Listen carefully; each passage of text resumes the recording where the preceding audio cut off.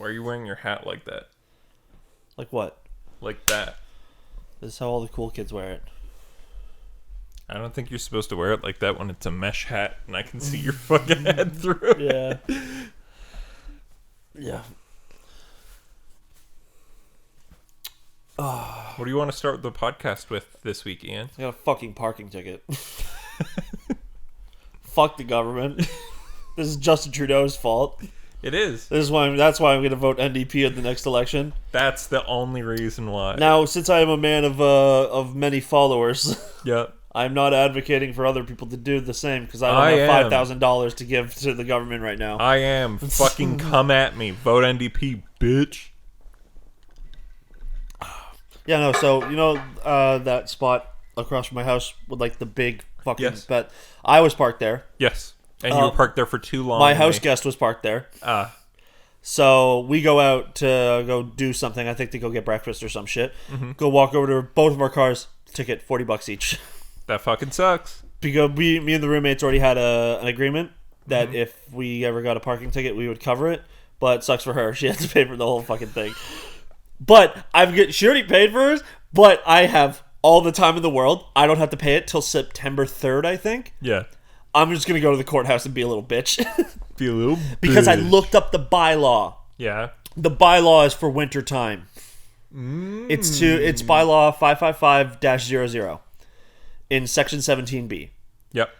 The bylaw is for snowplows to be able to is for snowplows. And it's summer. What are you going to fucking do? Yeah. And also, I've never seen anyone get a ticket in winter for parking on the road. Yeah, because bylaw officers are too fucking cold. Yeah, exactly.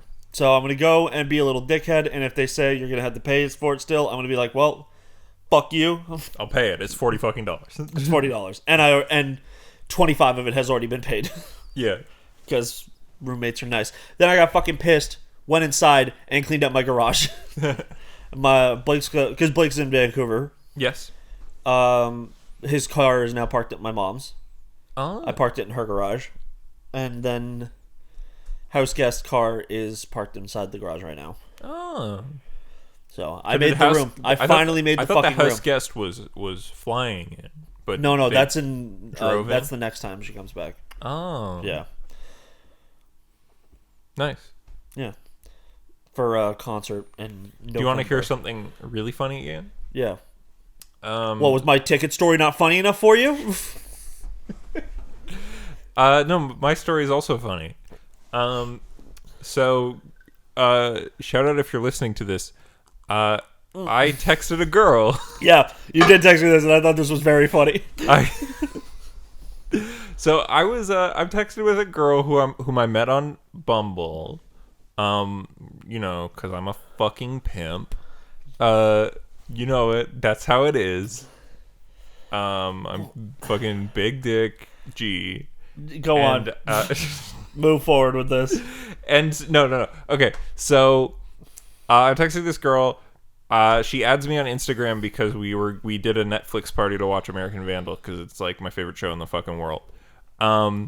But through Instagram, she discovers that I have a podcast because I don't advertise that I have a podcast to women because I enjoy having because you're sex. A white dude.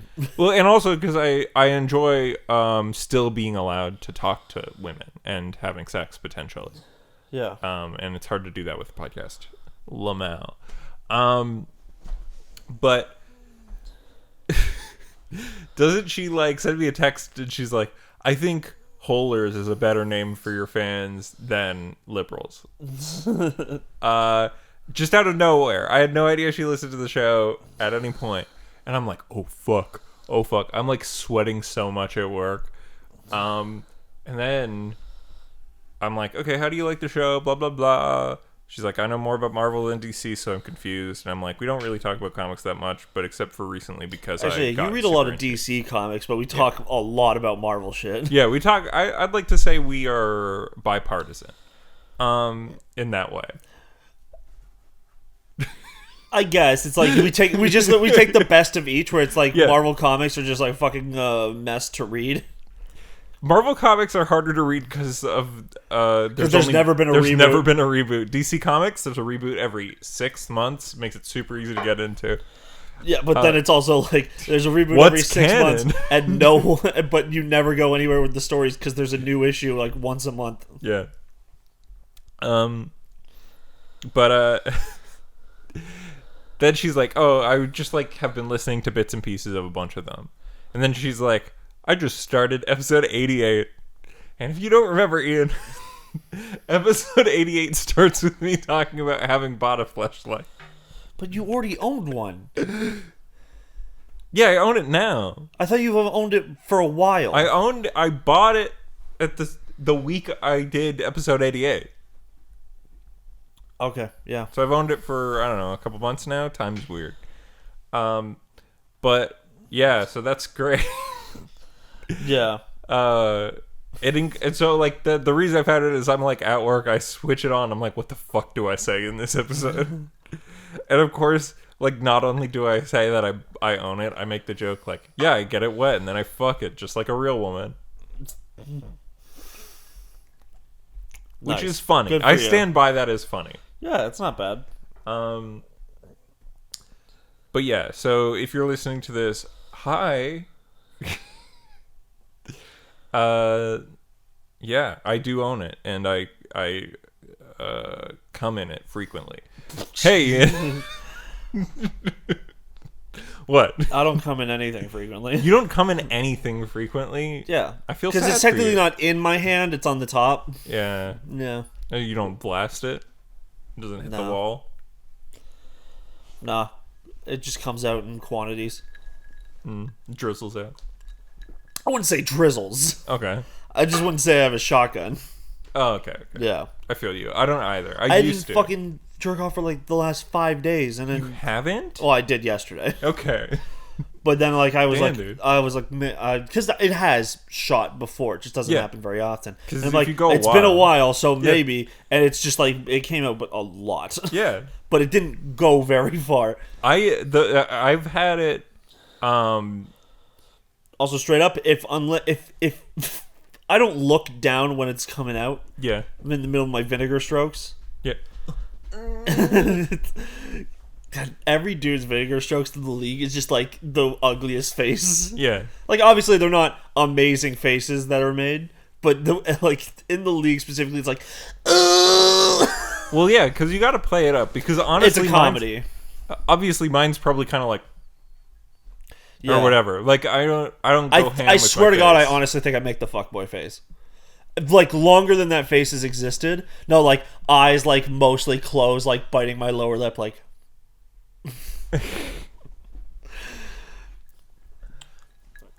I look like Robert De Niro when I come. Look like Pete Holmes' impression of Robert De Niro. Hey, what do I look like? Yeah, I don't know. I can't do a good Robert De Niro, but that's what it is. It's like This fucking I just found this fucking tweet from the CIA that said the Sting is artifact of the week Stinger missile launchers. Like the Stinger missiles supplied by the United States gave Afghan guerrillas, generally known as the Mujahideen. thank you, the Mujahideen, the ability to destroy the dreaded Mi-24D helicopter gunships deployed by the Soviets to enforce their control over Afghanistan. And then a guy just replied with, "Then what happened?" They became the Taliban. And now Afghanistan is on fire. U.S. imperialism. U.S. imperialism. It's so good. We like to party. We like to party. We like to party. We like to destabilize governments. We like Oh, you democracy. actually put this as the opening bit? I was gonna say this was news. Yeah, it's similar. Yeah. We can talk about it. So yeah, let's talk about it. A guy who talks about left-wing policies, who makes a lot of money, bought a house. For $3 million. A $3 million house in West Hollywood. And people keep talking like that's a mansion. It's a $3 million house. When I was looking it's a up- nice house. When me and Stevie were watching The League, I looked up stuff about Paul Scheer and June Diane Raphael, and one of their news stuff came up, and it just said that they sold their bungalow in Los Angeles for 1.9 million. So if a bungalow with a pool is 1.9 million, I think Hassan is in a modest 4-bedroom home. Yeah, like it is a house. His whole fucking family is moving there. His parents and shit. Yeah, and I saw some motherfuckers take where they were like, Hassan's actually an idiot, or Hassan's actually a bad leftist who just like says like horribly dangerous opinions and insults people of like minorities and people in the LGBT, and uses his mother as a personal stove/dishwasher. It's like, bro, if I made that much money where I was supporting my mother, you're goddamn right she's a fucking stove/dishwasher. And hey, guess what? I don't know if you know this, but if your mom wants to fucking cook food for you, yeah, that's not you taking advantage of her. Yeah. She's your fucking mother. I think that it's because Hassan is like 29 and he's still living with it. People look at people who still live with their parents at 29 as like layabouts who don't do anything, and that he is taking advantage of his mother. But clearly, I would very heavily argue Hassan is paying for that entire house already. Probably. He is look at it this way. He is just, his mother is a maid. Sure, but it's not even that. It's like fucking, hey, if you don't literally know somebody, maybe don't comment on their relationship with their parents. Yeah, and then I saw this one. Like, he's using his mom Yeah. to cook and clean. Oh, you mean the thing parents tend to do with their homes when you live in them? Like, if I had a ton I'm not saying that you should expect that, but that's fucking normal. Yeah. Like, that's... If I had a ton of money Yeah. and had to go live in a place with my mom, because I don't know, let's say something really bad happens and like the rest of my family can't do it, and all of a sudden I'm rich, I would get one of those like duplexes, and I would just live on the top floor and she'd live on the bottom floor. I'd pay for everything, but you fucking know I would call her up every week to come clean my house. That's her room and board. She cleans my house and I pay for everything else. Yeah. Or like if I had a bunch of money, I'd probably buy like a fucking townhouse and let my friends live there rent free like a baller. I would, They'd I'm just not pay that for nice. Utilities. Yeah, that's what I would do. Yeah. I would say I was talking to Chris about that on a hike, where I think that the government should enforce that what you pay as a renter should only be the cost of the house. Yep. And if there is a mortgage, enough to cover the interest of the mortgage payments. So you are not actually earning money. You are just using renters as a way of keeping the house, because you already have money by having the house. Should it just cover the interest or the mortgage payment? No, the interest. Because when you cover the interest, it just means the mortgage is not increasing. So you, as the person who owns the house, has to pay off the mortgage, but since someone else is living in it, they just cover, so it doesn't get more expensive. I don't know if that's something they... I don't love landlords, but also people aren't going to be landlords if they can't get even the principal paid down a little bit. Exactly. Yeah, so I guess you're right. I'm just saying that would cause a lot of issues. Yeah. People are going to fucking rebel from that. I would love there to be issues. That's fair, I guess. I don't know. It's worrying when people who have money do things, because they can actually make change happen. So, I'm like, if all the landlords rebel, they might actually get shit done because they have money. Yeah. But then That's also, fine. for like a full year or two, you can just squat in their house. That's true. Yeah. Just squat. What are they going to do? Call the cops? They can. Then they have to get the sheriff involved, and the sheriff has to take you to court. You don't have to pay for a lawyer or anything. You literally just walk in and say, I don't feel like I need to leave. And they go, fuck. This is just Ontario laws. Yeah. Yeah. Yeah, But but anyway, Hassan, bad there's leftist. Nothing wrong with fucking buying a house. Because 40 minutes into something I didn't watch, he called lesbians stupid for getting mad at like the LGBTQ wiki or something. And like that's enough to hate him for some reason. Yeah. It's Also, not like he spends fucking 60-ish hours a week, doing things that help the fucking community. And how trying to educate people. Or also, and then I saw another one where it's like he makes money off of festering parasocial relationships. It's like, have you not heard him scream at Chad about how they're fucking stupid? Like, festering a parasocial relationship is like what PewDiePie would do, where he's like, bro fist after it, or like Markiplier going like, I love you, please subscribe, we are best friends. Yeah, I would also say fostering a parasocial relationship is how you get people to watch your thing on YouTube and Twitch. Also, it goes both ways, dumbasses. Yeah. You have to be a relationship isn't just one person. Yeah, like you know, the entire fucking podcast industrial complex is I am lonely, I want friends to talk to. Or I am bored. Yeah, I want friends to talk to me, but I don't want any noise. effort. Yeah. Yeah. Like, we're your friends. Please subscribe. It'd really help us out. And and we love you. Yeah, act and like they're your friends until you have a like big enough viewing, and then you turn around and go, "We're not friends, guys." I promise each and every one of our viewers that if you saw me in public, I will grimace at you. I'll just be like, oh, disgusting. Yeah. Hey, Nathan, I'm a fan of your podcast. Oh, ew, what are you doing here? Nathan, you have 5 subscribers. Ugh. Ew, fucking get out of my face. Get out of here, incel. Riff-raff. Fucking ew. I don't engage with the fans of my thing. I'm better than you. You're a big jerk. I am. Yeah. And I promise you... if I meet you in real life, I will do a bunch of microaggressions. Each and every viewer of this show. I promise you that after we meet, you will go to TikTok and talk about how I was a really bad person because I didn't immediately suck your dick. Every time I go to a store and they wanted to charge me for something, I go, do you know who I am? I'm fucking Nathan of the Media Hall, you fucking piece of shit. Don't you dare charge me for this pack of gum, you fuckhead. You little pussy. What? Did that joke like 80 episodes ago. Did we? Yeah. I thought we did it from the other side. I have no idea. I thought we did it from making fun of the people who say, do you know who I am? I think when we also just went into us doing it as well. Oh, okay. Well, you know what? There's only a finite number of jokes. That's arguable. Jokes are...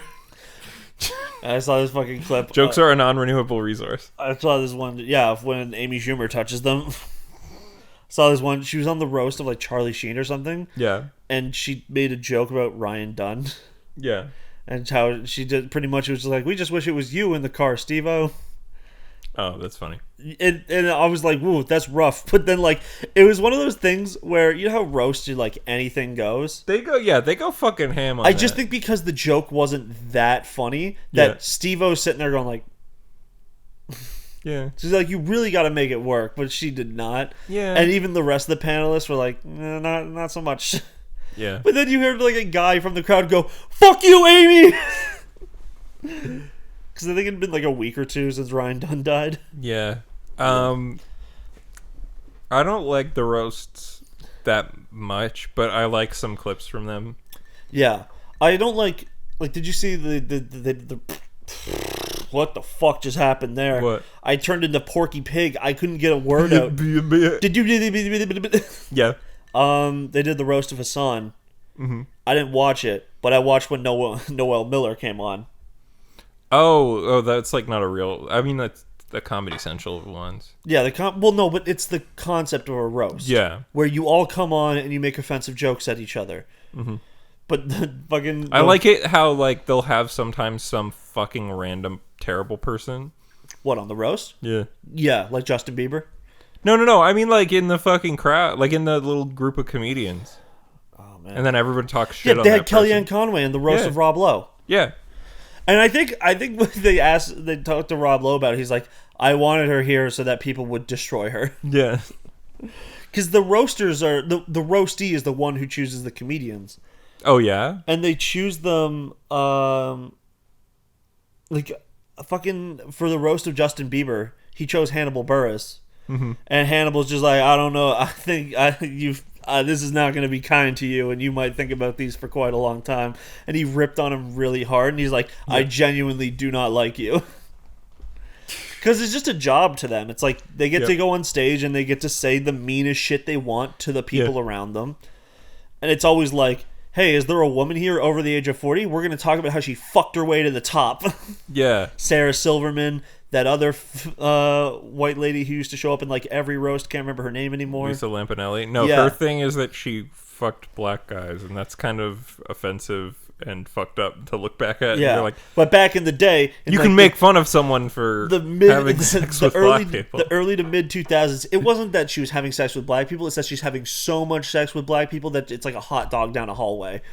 Yeah, I guess, but it's still kind of like a fucking weird joke. Yeah, it wasn't a good to make one. about a person for years.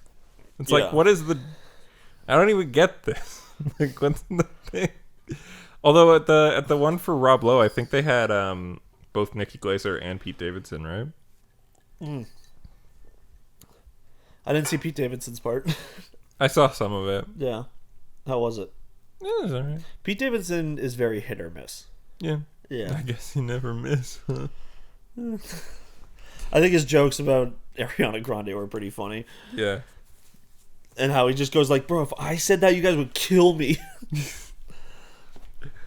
Yeah. Let's talk. Oh, by the way, this is the Media Hole Podcast, the weekly podcast in which myself and my lover, friend, and co-host Ian talk about news and comic books and video games and film and television and anime and other things. And it's really funny. I love it. It's one of my favorite podcasts that I make. Those were some additives that made it very specific. It's just one of my favorite podcasts that I make. Alright, so straight up, I didn't watch the trailer for Star Wars Visions. Oh, dude, it looks fucking sick. Cool. Why are you shrugging? This is fully up your alley. Because I just didn't see it, so I don't know. Okay, well, I'm putting it on the fucking... That's what I was waiting for. Okay, sick. So right. does Vision from the Marvel movies show up? And does this make Patton Oswalt's filibuster in Parks and Recreation true? Yes, it does, except it doesn't, but it's cooler than that. Yeah. So, It's for right there. It's the top one. Thank you. It's dope. Oh, a minute and 55 seconds. Oh. It's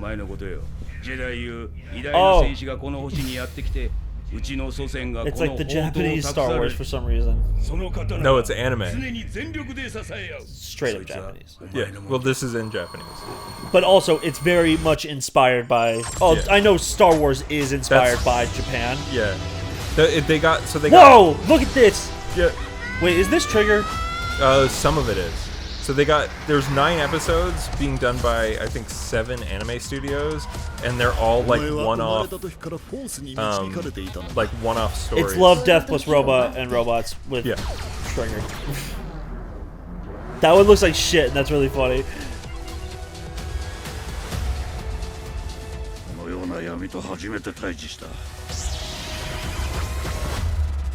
So it's a bunch of like anime, normal anime length episodes. Yeah. With random shit. Umbrella.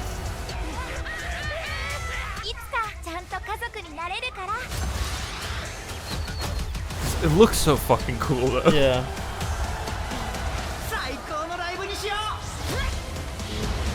I know all of these animation styles, but I can only put a name to triggers.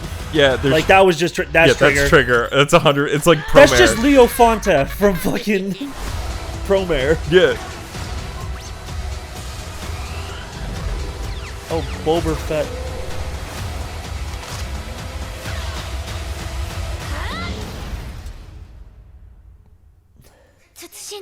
What furry is that? Of course, Trigger's also the one that gets very liberal. Yeah. With the lightsabers. It's like full of... Well, like the fucking Luke Skywalker lookalike there, just fucking like 31 Easter eggs. Thanks. Like that was like he extended it, and then the girl's like, I have 6 arms, like I'm General Grievous, and then also they turn into whips. Yeah. looks so fucking sick, dude. Like, it's one of the coolest fucking things. Yeah. But yeah, so there's I think what they should do production. is the episode that gets whichever episodes get the highest rated, they should go back and make offer an them entire money TV and show. make an entire 12-episode run. Yeah, there's a Trigger one. There's one by the studio who did like the JoJo openings. Yeah. That also did like Pop Team Epic and Batman Ninja. So that might be one of the 3D like ones. God, it would be so cool if that studio came back just to do the Part 6 opening. Yeah, or all of them. Fucking that opening and for the first couple parts of JoJo's, they're so fucking cool. Yeah. So it's Trigger, Production IG, that one.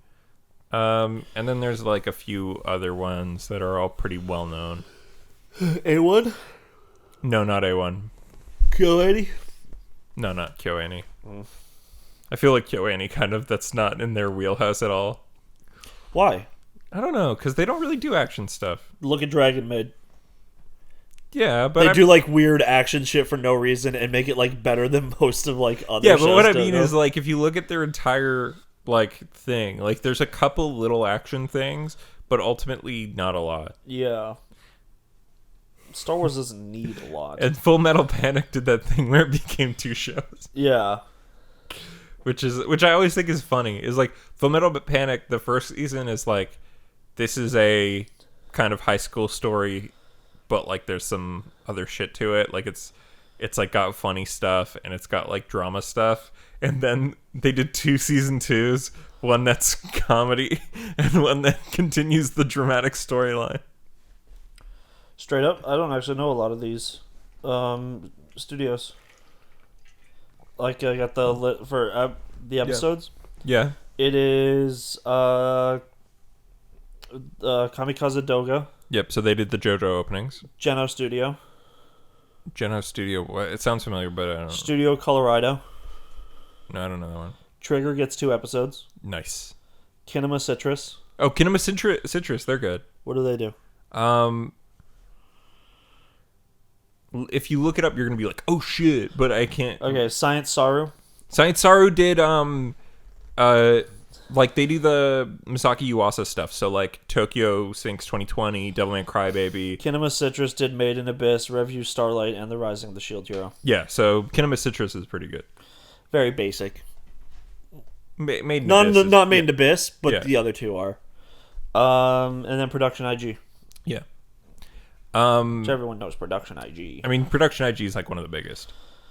They've done everything. Yeah. That show looks so fucking sick though, dude. Like honestly, Science Saru is cool, but they don't have Yuasa. I'd love to see Yuasa jump into fucking Star Wars. It'd probably be like the best but shit Yuasa ever. like is just a director. He doesn't work specifically with one studio. Science Saru, he started it, but he's like only contracting to it. Okay.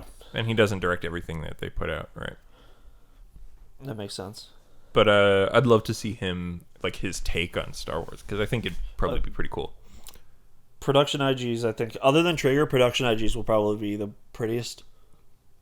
Like, but I think it'll be the other best animated one. Yeah, probably. Because they did Haikyuu. Yeah. Also Psycho and Ghost Pass. in the Shell. And that. Yeah. Ghost in the Shell is not in their top. Oh, there it is. It's at the bottom. Thanks, guys. I mean, like, I would argue that's their biggest thing. Yeah, but they ended with it. And I understand that's what you do sometimes, but Yeah. I hate it. Yeah, sometimes that "and" credit is the most famous person in the movie. Yeah. Or, like, the featuring. Yeah. But yeah, Star Wars Visions look fucking sick. Let's go! Woo! Have you ever anime a Star Wars? Look cool. I have not. So next on the list, did you watch the Pokemon thing? I watched it afterwards, so yes. How do you feel about it? I think it's nice that they're bringing Sinnoh Underground back. That's an interesting thing to do. It's still like all chibi and stuff, but you know, whatever. That's how Pokemon always is. It's just they're adapting to a 3D style to. Oh, you mean Diamond and Pearl? Diamond and Pearl? Yeah, because they also talked about Diamond and Pearl. Yeah, I thought you were. I just didn't realize which thing. I'm going to Arceus next because it's bigger. Yeah. But I saw this take about Zelda versus Pokemon, and it's so revisionist. Yeah. It was about how announcing a chibi 3D remake of a childhood of a game from everyone's childhood. Zelda fans, yay! Pokemon fans, ugh! What fucking Zelda game? Link's Awakening. Yeah, people weren't that excited for it. People liked that game. People liked it, but there was also people who were upset. Yeah, I guess you're right. I remember seeing so many angry fucking tweets about that. It was like, all I saw was like Brian Altano shitting his pants. He's like, my first Zelda game ever being remade in a style that I would be comfortable showing my young daughter. Like, he's pogging over that. But then there's other people going like, what's this chibi bullshit? Because there's always Nintendo fans who are not going to be pleased. Yeah, I guess the answer is there's people who still don't like Wind Waker. It's hard to find consensus, truly. Yeah. It's just that with Pokemon, Pokemon fans are a little more angrier because Pokemon has been very rude to us in terms of game quality. And also, it's just there's so much Pokemon that, like, they, you know how they say hunger is the best seasoning. Pokemon fans are never hungry, so they like every Pokemon game is fucking bullshit to them because they come out every 25 seconds. Metroid fans are fucking starving. Yeah, Metroid Dread could have 14 frames a second and people would be like, this is fucking cool. I wouldn't say that Pokemon fans get it like every 25 seconds. They do get a ton of content. They get, yeah. But Pokemon Sword and Shield came out in 2018. Yep. Pokemon Gen 4 remakes are coming out in 2021. So is the the Gen 4 remakes and Legends Arceus is the fastest like mainline console thing. Like Arceus is obviously not huge. It's huge, but it's not a mainline, but it's still like big enough. But like if you're just a fan of only like the mainline stuff, like if you didn't want to play Pokemon Snap, you've been waiting a normal amount of time for another game. Well, no, because hold on. Because fucking the new ones came out, was it 2018 or 2019? I think it was 2018, but I'm going to double check right now. Because I thought we had the podcast when you did it, when it came out. Like, I thought you talked about getting it on the podcast. And that would have been 2019. It was 2019. Okay. Yeah. And then in 2020, the DLC came out for it. Yeah, which in old days of Pokemon would just be like... the third version. Yeah, Pokemon Gun. So I would still... I would still count that as new content, right? And then in 2020, I guess 2020 just had the DLC. 2021, new Pokemon Snap. And we also have and then in 2022, the new shit's coming out. No. The new game comes out. No, Pokemon. I thought it was coming out in January. I think Brilliant Pearl and Shining Diamond or whatever the fuck. Yeah. Come out in November.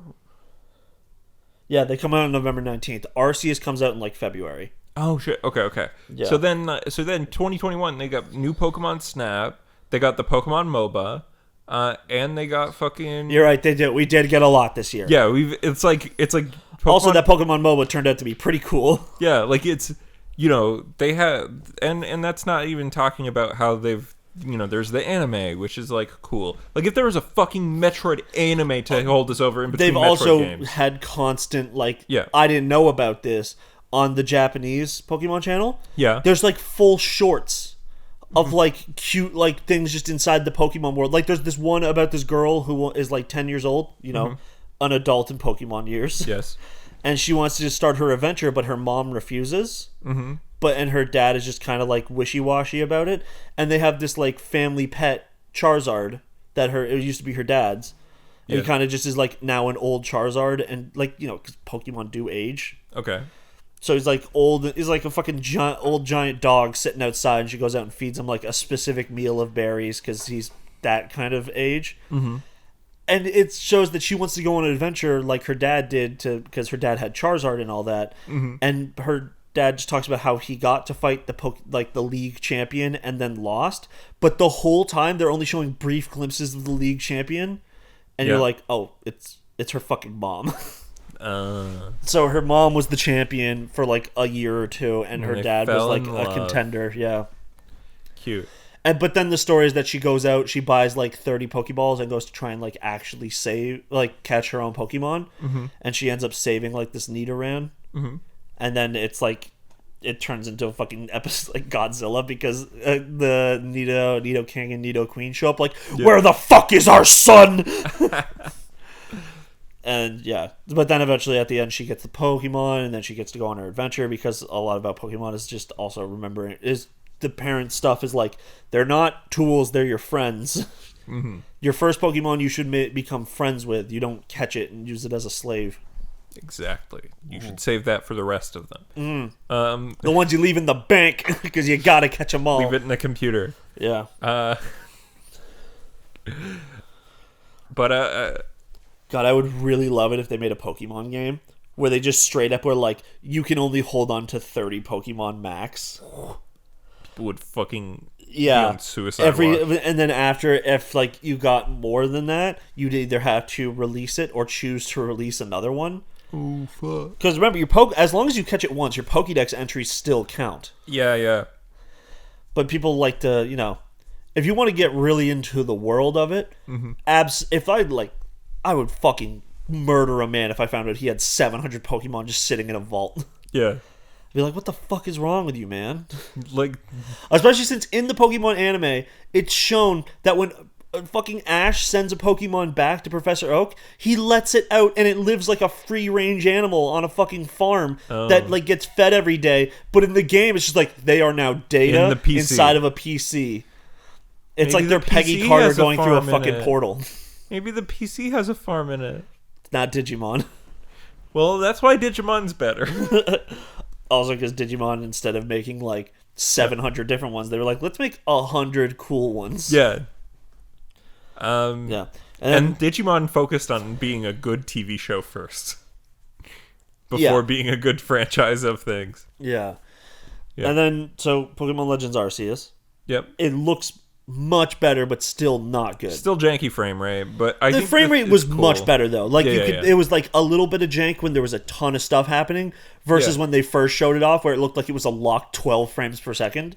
Yeah, I mean the game looks cool, and I appreciate them going like, "Hey, we want to make something with scale and interesting, and be like a real." We want to finally change up the battle system to an ATB. Because now they have 2 versions of every attack where you can use the fast version, which uses up less of your meter, so you can do more of them. Or you can use a heavy version, which uses up more of your meter, but does more damage. Yeah, I think that's really cool. And then also when your Pokemon faints, the fucking... they can attack you. They turn and try and attack you. And that's all really cool. So I think, like, even though the frame rate is going to be dookie, I think it's still, if you're a big Pokemon fan, I'm not going to fucking buy it because I don't give a shit about Pokemon. Yeah. But if you're a Pokemon fan, check it out. It's the most interesting fucking Pokemon thing we're getting in years. And if you fucking buy Brilliant Diamond and Shining Pearl and not Arceus, you're a fucking fool. Yeah. Like, you can buy both, for sure. But if you're going to only buy one of them, it's Arceus. Yeah. Yeah. And because you want to say, hey, Game Freak, I'm not invested in just nostalgia, I'm invested in other things too. I don't know why they changed the name of the region. What do you mean? They call it like Hisui now. Yeah. That's the Sinnoh region. What, you mean in Arceus or in Arceus? It's the Sinnoh region. Well, that's why they're coming out so close together, and Arceus also shows up in the Sinnoh region in the games. Because it's in the past. But there are points there was already lore written, because when you go to this like ancient town in Gen 4, it's the first place you meet Cynthia, because her grandmother is like a shrine maiden there. And it's implied that eventually the shrine maiden / mayor, and it's implied that once her grandmother dies, Cynthia goes back to do that and retires as league champion. Because she's like 30 or something. Okay. She's a MILF without kids. So she, like, when you first time you meet her, she explains to you that the Sinnoh region used to be called like the Sinyo region or something. Like there was a J in it, and that. So maybe before that it was called Hisei. Yeah, it is. It's just I'd much rather they just called it the Sinnoh region. And then there's probably going to be like a collaboration thing, where like because they put in a couple new forms of Pokemon, because they love to do that shit now. Where there's Hisuian Growlithe. Yeah. He just has more hair over his eyes, and people are like, he's going to fucking be Tibetan Mastiff Arcanine. That's going to be cool. Stantler from Gen 2 is finally getting an evolution. But apparently it's because that Stantlers in the modern times are a bunch of pussies and don't need to evolve for survival. Oh. They also, Arceus was doing the thing where like there's a bunch of like dark Pokemon things, or also imply a food chain in the Pokemon world. Yeah. But like the anime steps away from it, like, or they don't try and like talk about it. Yeah. But they in Arceus it sounds like they're just straight up going for it. Like they were like, oh, the new Stantler evolution, the reason why they are so like tough is because if they're not, they're going to be eaten by Growlithes. Yeah. Or then there's the new there's a Basculin evolution, which Basculin was a Pokemon introduced in Gen 5 which had no evolutions. Yeah. It was just a fucking fish and it was stupid. Yeah. But now it's got like a ghost form because even though Basculin, it's a fucking bass. Yeah. They're going with like how salmon work. It's Japan. Like how salmon like go up the streams and shit, and the dead ones just die and float back and then become food for the spawn that come up at the top and everything. Yeah. It's like Basculin gets more powerful when a bunch of other Basculin die around it because then it absorbs their like ghost energy. That's awesome. Yeah, so it is kind of like a cool design. They do the Magikarp is even though it's named after a carp, it's a koi. I thought the thing was with carps. No, it's a koi. I thought it was with both, but okay. No, because it's like the whole thing is that it turns into a dragon, like a koi fish. A koi fish, a koi fish is just a magic carp.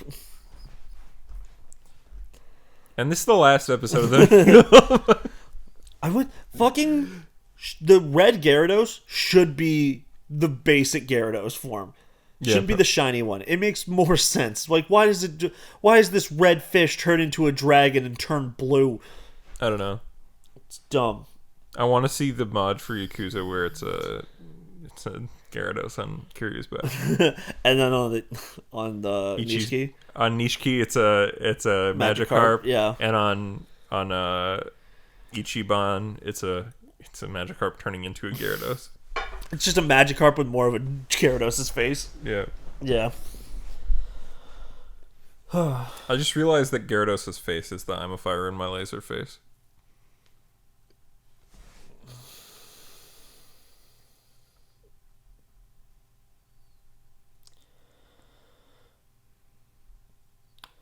Not really. You mean Shoop de Whoop? Yeah. No, I wouldn't say that at all. Isn't it? Isn't it the same shape? It's just mouth is open like that. Mm. So it's like kind of like how whenever you see like a fish making them like with its lips out, you're like poggers. Yeah. It's kind of like that. Genuinely, if it was from a Gyarados of like some dude going like, oh, it's because when you use Hyper Beam in the old game, it just looks like it comes from his mouth. Yeah. That would make sense, but Shoop de Whoop is just one of those super old memes that it's just like, no, it's just something Imperfect Cell did or whatever. Yeah. Alright. So let's talk about OnlyFans. Yeah. So this whore's got to get jobs now. Oh my god. Thanks, Face Sway or whoever the fuck said that. Face Sway did say that. Yeah, you know you fuckers are gonna have to get a real job. You play fucking Fortnite professionally, you piece of shit.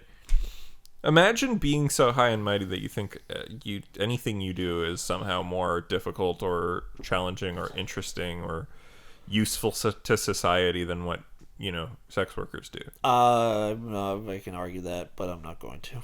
What? Sorry, can you repeat your thesis? I said, imagine living and being like, yes, the thing I do is so much better and more useful or important. Plumbers. Or difficult. Electricians. Than what sex workers Tradesmen do. in general. I would argue. I'm not trying to put down sex workers. I would argue. I was just saying that they're more important. I don't think so at all. I think if people couldn't coom, that the society would fall apart. You can coom to pretty much anything. Yeah. People are perverted. Yeah. No, but I'm saying you can coom to your imagination. You can just also go fuck women. I'm saying that like. Yeah, and how would you fuck women? You pay a prostitute. That's a sex worker, and it's important what they do. I'm not saying it's not. but also you're still wrong. Because a carpenter builds your fucking house. Sure. Why do you build a house? To fuck a prostitute in it. Exactly. But you still need the carpenter. They're at the core of society. You need the carpenter. Name one job that has no relationship. How are you gonna fuck in the shower without a plumber fixing your pipes? Yeah, and then that's pipe, what I'm saying. They're that plumber's equally gonna important. fix your pipes. They're equally important. And what you're gonna it's like the middle of summer. You're gonna fuck with no AC on. That's what they do in England. That's stupid. Yeah, it's a backwards country. Also, England doesn't get as hot as it does here. They don't have AC there. That's stupid. I could never live there. I don't know how Emma did it. Yeah, England's dumb. We've all agreed on this for years. Yeah. I have AC, and I have a fan, and I still sleep with mostly my cock out. Because, like, I sleep naked, but, like... I sleep naked, but I don't think of it as having my cock out. Well, because I fucking I take it all off. I take my blanket off of my chest. And then you stick my legs, your dick and balls out the front of your underwear. No, I just take a fucking... I usually don't have underwear on. Yeah. I just take, like, the blanket and put it across my crotch, and that's it. No, I usually sleep with boxers on, but sometimes I also sleep naked. Mm-hmm. But I don't sleep with my dick and balls at the front hole of my boxers when I'm sleeping. I don't have a front hole. You don't have a front hole in any of your underwear? No. That's annoying. You gotta fucking flip her over the waistband to pee in a urinal? Even when I had underwear that had the front hole, I would just flip it over the waistband. Wow. What a fucking savage. Flipping it over the waistband is I easier have than a digging question. through and pulling out. I disagree. But, also, didn't you wear... No, you wear boxer briefs now, right? I wear the occasional boxer brief if I run out of underwear. Okay, yeah, so you wear boxers. So the hole with boxers is really easy. Yeah. Boxer you could briefs, just reach though, in and shake hands with it. Yeah, but boxer briefs, and also it falls out by accident. Sometimes. Boxer briefs, though, is like you have to go like under, over. It's like I have to open it. Yeah, it's like an envelope. I had to goat see the front of my underwear. Lost judgment, baby. Right. Yeah. Yeah. I don't know. What were you talking about? Oh, OnlyFans. Hey, it's fucked up to take advantage of sex workers like this. But like obviously this is not just OnlyFans being a shitty company. Yep. Yeah. This is because their payment partners are like, hey guys. Yeah. This is because puritanical organizations have disguised themselves as progressive ones that are like, hey, you know, this thing is like kind of fucked up because it takes advantage of women. Sussy. Yeah, it's just goes to show that maybe if you're going to make any law or rule or decision on sex work, you should maybe ask fucking sex workers their opinion before you fucking do it. But no, everybody wants to think that they know better than every fucking other person. It's stupid. Anyway, solidarity with sex workers, women and men, and I know non-binary Pornhub people. kind of sucks. Yeah. Because they do tone deaf things but try their best sometimes, and then don't try at all. Yeah. Like, remember when they did that like booby campaign or whatever, Yeah. where to get money for cancer research, they just boiled down make a lot of money. Yeah, so it's like they did something like actually hurtful to women, but yeah, it was the money generated from views on videos under the big tits or small tits tag. Yeah.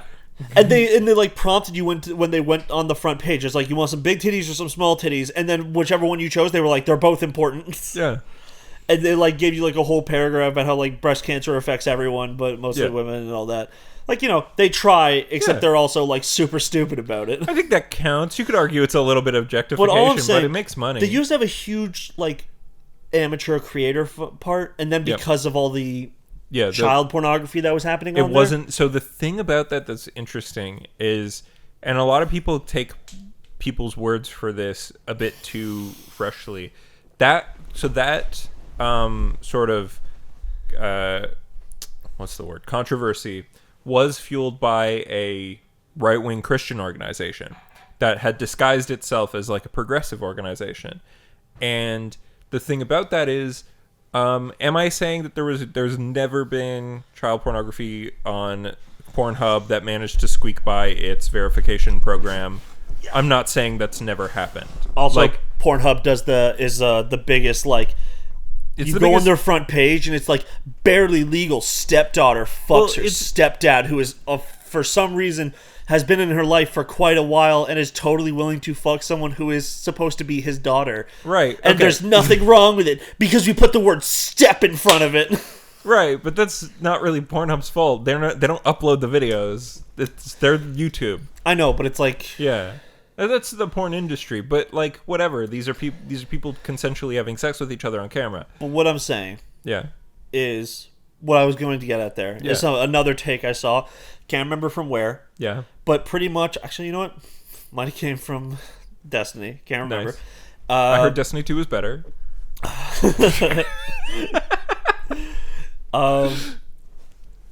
Fuck you. She was just going like, if Patreon, because Patreon also removed a bunch of porn. Yeah. But that was because Patreon was trying to be more like a children-friendly app that you spend money on. Because like a lot of fucking like YouTubers were going there. It was for the same reason. It's because but Patreon didn't try to be like, OnlyFans was straight up like, we are a pornographic Patreon. Yeah. And then, but Patreon never said that they wanted porn on their site. Yeah. So OnlyFans removing all the porn, horrible, shitty thing to do. Patreon removing all the porn, it's within their rights. Sure, right. It's like But if Patreon and Pornhub got together, just like did a minor collaboration, made a shell company together or whatever. Yeah. They could just like use Patreon's fucking like payment structures. Right. But put it as like a side page on Pornhub. You could have had paid content on Pornhub that isn't like paying for Pornhub Premium. It could go directly to creators. Well, you can already do that now. You can have paid VODs on there. But the thing I was saying is like I said, has Pornhub never had something that breaks their rules squeak through their algorithm? I'm not saying it's never fucking happened. But they have a lot of fucking protections on that website. Like, they know what they're doing. And they had their shit like looking out for that kind of either non-consensual or child porn. Yeah. And revenge porn revenge porn, which is non-consensual. But. You're right. And revenge porn, they have a really easy peasy takedown method like for it. Like they are legitimately, like, I'm not saying everything that fucking company does is great. They're a fucking company. They're a corporation just like any other. Yeah. But they also ruined a lot of the porn industry. Sure, because of free streaming, much like how Spotify has fucked up the music industry. The music industry was already fucked up for Spotify. Right, but in a different... But Spotify's not helping. Yeah. But like my point with that is to take away. So what happened is they got rid of their amateurs because Visa and MasterCard moved away due to this right-wing company kind of smartly playing progressive people against Pornhub. And so what that did is, like, it removed a lot of amateur people who are working independently and not associated with a larger porn company, which is going to be more likely to take advantage of them than working independently does. And so these people moved to fucking OnlyFans, and they make OnlyFans the majority of its money. Like, non-sex act OnlyFans. They're at least not doing the Tumblr thing where it's like you can't be naked. You're allowed to be naked. You can't be naked and be a woman. You can't do sex acts. You can't have female presenting nipples. No, yeah, that was Tumblr. OnlyFans is you can't do sex acts. Yeah. Now, the problem with that is how far does that go? Like, okay, I can be in photos naked, but I can't do sex. It's like, what is sex? Can I be in photos touching my penis or vagina? Or in a video and I touch it occasionally? What can I do? Right? And I think that's dumb, and I think it's bad, and it's shitty because, you know, you let these sex workers make all your money for you, and then the second it gets hard to defend them, then you throw them out on the fucking street, and that sucks, and it's shitty. Yeah. And then there's going to be some other site that fucking fills the gap, and then that other site is going to make enough money that they want to keep Visa and MasterCard happy after this shit, and it's going to be an infinite loop, and the people that suffer for it are going to be these independent women who are just trying to, you know, make money off sex work while not making other people money. Right? Like being taken advantage of by companies that do porn. Yeah. And again, I'm not saying every porn company is fucking shitty. This isn't the end of porn on OnlyFans. No, it's not. Because we're still going to get nudes, and you're going to get chicks in risque positions just being like, hey, check out your fucking messages. Yeah. I sent you a Dropbox link to me getting railed. and also, like, on the final note, that this, much like we said about drugs last week, humanity, as long as there has been humanity, there has arguably been sex work. Like, as long as there has been work, like, it's called the oldest profession for a fucking reason. Like, it's legitimately... Fuck, was that from? Where they were? I think it might have been from It's Always Sunny. Yeah. Where it's like the oldest profession is not fucking is not prostitution. Yeah. It's they were like, it's probably fishing or something. It's like, why did he catch the fish? To trade it to fuck. Yes, it's true. But yeah, so anyway, porn's never gonna go away. Don't be. I hate people who are coming at the left and being like, porn's bad because people are selling their naked body for capital, and it's like, okay, I sell my labor for capital. How is that any more or less fucking shitty? Like, Because my religion says so. right? But it's, you know, blah, blah, blah. Anyway, this has been We Support Sex Workers Corner. Because we're good people. No, I don't.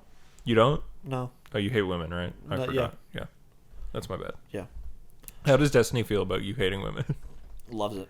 She loves it. I have Oh, that's no idea. great. She's one of them self-hating women. I'm joking. No, let's not say that. She'd be very upset. Let's tell her that later when everyone's over. What? This joke? Yeah, this joke. It's a joke, guys. I don't know if you know this. We're not sexist, or at least we attempt not to be, but we like making fun of people who are, and so we say sexist things because we think they're stupid to believe. Yeah, incels are the funniest people on the planet. Yeah, to make except fun for of. when they shoot up mass shooting. You know, then they're not funny. Then Various things they do. You know what? They do lots of stuff, and it's mostly sad, but also sometimes funny. Yeah. What other news is there? Oh, the Eternals trailer. I showed that before we started the podcast. How do you feel about Eternals, Ian? It looks fine. It looks cool. It looks different. Yeah. Chloe Zhao. You gotta love her. No, you don't. But I think she did a great job with Nomadland in a lot of ways, and I'm interested in seeing this. Yeah. Do you know what this next thing is? Oh, it's is it the picture of Todd Howard? Yes. It's because they're releasing Skyrim for the 50th They're time. re-releasing Skyrim on November 11th, 2021, because it's the 10-year anniversary of Skyrim. And so this version of Skyrim, Ian, is finally going to be an actual RPG. I would say Skyrim's always been an RPG. No, this one it's past the line. It's done the one thing that you have to do to be an RPG. What? It's got fishing. Oh, fuck, you're right. Yeah. You're not an RPG if you don't have fishing. Everybody knows this. Yeah. That's why Yakuza is the best RPG. No, because there's a lot of the Yakuza games have fishing, which and also, like, yeah, it's just gonna fucking keep happening if you keep buying it. ban. Apparently, if you have the special edition or whatever, you get a free update to the anniversary Oh, edition. it's a free upgrade. I thought it was like a paid upgrade. Only if you have the special edition of the game. No, I thought you meant the special edition, like this. What they called the. Isn't the special edition what they called the PS4 port? Maybe, I don't know. I think this is just literally for PC people.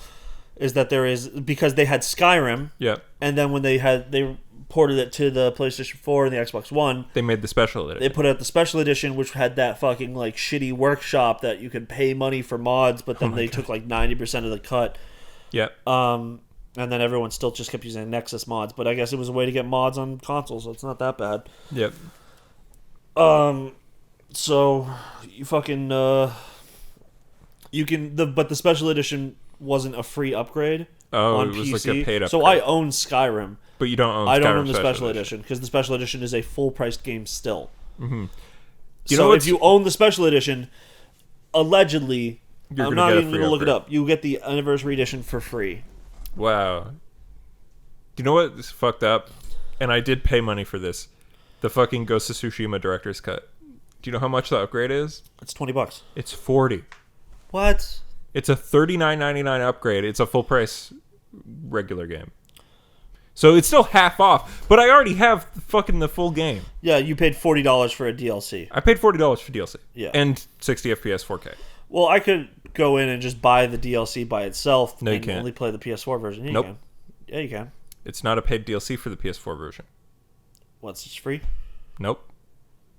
Whatever then. I don't. It's a separate. The director's cut is even a separate purchase on PS4. Okay, I don't care. Oh. I just whatever. It's dumb. This is why you don't buy games. Don't buy games when the next console's about to come out because they're gonna fucking be on it. Yeah. But we did. It's so. weird that honestly, it's really weird that they did that with Ghost of Tsushima because they haven't even done that with a lot of the other Sony games. Like what? Like any of the upgrades and shit. Like if they are paid, they're usually not that expensive. Like I don't know why they made that choice for just this one. I don't know. Yeah. Like fucking. It was a free upgrade for Miles Morales. And like Miles Morales came out when the same day the PS5 came out. Mm-hmm. So they were just making it easier for people, not doing the stupid shit like I had to fucking deal with, where I bought like Assassin's Creed Valhalla because I just wanted a game to play. Yeah. And I bought the PS4 version. Mm. And I was like, no, return that shit. I want the PS5 version. No, it was Demon's Souls. Oh. Wait, Demon's Souls didn't have a PS4 version. It was some fucking game. Where I bought... Oh, no, Demon's Souls was that I didn't want the collector's edition. I wanted the normal version of the game because the collector's edition just adds armor that doesn't do anything. Mm-hmm. So I had it in my cart, and then you bought it twice by accident digitally. Yeah. That's what you did, yes. Which was fucking stupid. They were like, how did you do that? And I'm like, I don't know. How did your store fucking let me do it? Yeah. Yeah. Anyways, just make a new fucking game. Yeah. I mean, I love Ghost of Tsushima. Speaking of making a new fucking game. Hey, did you see that, or did you learn that just I now? am in a shitposting group, so I kept seeing that they changed their banner, and then they put the fleur-de-lis. Yep, and the rebooting. Yeah. So they're rebooting Saints Row. They better still reboot it with the fun, because if this just turns into GTA, but it's gangs, or it's GTA, but we're just fully making a San Andreas ripoff, I'm going to kill somebody. Yeah. I think it's weird to reboot. At this point, like, make a new video game series. Like, make a new IP. Why even but this is reboot practically Saints going Row? to be a new. I don't think it's going to be a reboot. Like, I don't think Johnny Gat's going to be there. I don't think Dex. I bet Julius, you Johnny Shawnee, Gat at least will be there. I bet he'll show up as a cameo or an Easter egg. I bet you he will be there. Honestly, if he is, I'm not going to be that upset. Yeah. I'm just saying that I think because Daniel Day Kim, when they got him to do a video game in like 2008 or whatever, what the fuck was he doing? Lost. He was actually a lot more successful then than now. He's like a main guy. I know Hawaii 5-0 is like not a super big show. It's a way less big show than fucking Lost. But he's like one of the main characters on that. He was one of the main characters I on didn't Lost. watch Lost! It was the most popular show on fucking television for 5 years. So Daniel Day Kim is a lot probably less still famous affordable. Now. Yeah. What if he comes in as the Julius role? Oh, and it's Gat, but he's doing the Julius type deal? Yeah. That might be cool. I think that would be really cool. That might be interesting. Yeah. Or, because I don't want to kill him. I love him that much. This insane murderer, I don't want to kill him. Yeah. Also, I really hope they go back a bit to their roots of like Saints Row 1 and 2. I think that's why they would reboot, is because they're like, okay, well, we've fucking done... What are we going to do? Like, you can't really make a sequel to Saints Row 4 or whatever. You can, because they made Gat Out of Hell, and then Gat Out of Hell allowed Nathan Fillion to reboot the universe. Yeah. And one of the versions of the rebooted universe was that you were all cops. Agents of Mayhem. But, no. Because Agents of Mayhem is still different. Gat just appears in it. And Pierce. I don't think Pierce does. Pierce is one of the main characters in Agents of Mayhem. I don't think so. Nathan, I played like 20 hours of Agents of Mayhem. Yeah. I don't remember Pierce being in it at all. He's one of the playable characters. I'm just Googling it right now because I need to. Yeah. Go ahead. Okay, but there was no Kinsey. Yeah, there's no Kinsey. When they make whatever this remake is, if they're going to make it brand new characters, sure. Yeah. I'd be happy with it. Oh yeah, he is. He plays a guy named Kingpin. Mm-hmm. Oh, that was the weird thing. Everybody has code names. Yeah, but Kingpin is a character from Saints Row as well. So why would Pierce become Kingpin? Because Benjamin King was Kingpin. I have no idea. He was he was actually in Saints Row 1. He is one of the No, founders. I mean, I know he's in it. I just have no idea why Pierce is called Kingpin. Oh, But yeah. it is Pierce. That's his code name. I don't know. Yeah. I would argue that it's probably because the people who made the game didn't really have any original ideas, and they wanted to just reuse another idea, but also couldn't name him after a famous Daredevil and Spider-Man villain. Yeah. So either completely new or just take the best characters and all put them at like a starting point within the gang. Like, The thing I was saying about if you're bringing characters back, you're gonna bring back Gat, yeah, that's about it. Honestly, Kinsey. Kinsey's the best character from Saints Row 3. yeah, but I just don't like. She's so tangential. Like, what I'm saying is, well, why I said you can't make a sequel to Saints Row 4. You went like, oh, lore wise. I'm talking about. You can't make a sequel to Saints Row 4 and not have it be even more open, even more ridiculous, right? Like you All have right, to I get what top, you're saying. you have to top Gameplay-wise. running up walls and shit, right? And so if you made a sequel to Saints Row 4 that is you drive cars again, and that's the main way of getting around, Yeah. it's gonna feel fucking dumb. Like you're gonna be like, what the fuck? In the last game, I could run up walls, you know? Saints Row 2, you could drive up walls. Yeah. With one bike, and it was a glitch, and it was stupid. Oh, I was like, that sounds like a fucking sick When Spider-Mobile. when you beat the Ronin gang, you get the Kaneda. Oh, it can drive up walls? That's sick. If it's because If you of, hit a wall in a certain way? if you'd have to drive up a wall, and then as you're like within the 5 feet of the wall, that's when you start to pop a wheelie. A wheelie? And then when the front wheel would hit, it would drag up the back wheel, and then you could just drive up the wall. You could only drive straight up. I got to like and it was like a balancing thing. Oh. I got to the top of the Altor building doing it, but Oh, you yeah. always it wasn't like you could never go forward afterwards. It was like you would drive up and then you would do a sweet flip backwards. Oh. Because I guess the way for the game had to do that, I guess all the vehicles were all-wheel drive, including the motorcycles. That's awesome. Because you could do it with the other vehicles as well. It's just that the weight distribution harder, on them yeah. would make you fall after like 10 feet. Yeah. I love the idea of driving a motorcycle up a wall. I would also like to get gang hideouts back and actually have you upgrade them throughout the fucking Customizable story. hideouts, yeah. Customizable hideouts, but also upgradable. Because I thought it was so lame in Saints Row 3 where you just got a hideout. Yeah. You would like recruit your friend from that area. Yeah, and then you you get got their their house. place as a hideout. Like Yeah. you get the fucking pimp with the fucking throat Yeah. box. And it's like, oh, you get his house and there's a bunch of hookers everywhere and that's it. Or you get fucking The Hulk best Hogan mission in shitty Saints Row character. The best mission in Saints Row 3 is the one where you parachute onto that fucking penthouse. And it plays Yeah. Power by Kanye West. Yeah. That's legitimately one of the fucking coolest missions in a video game.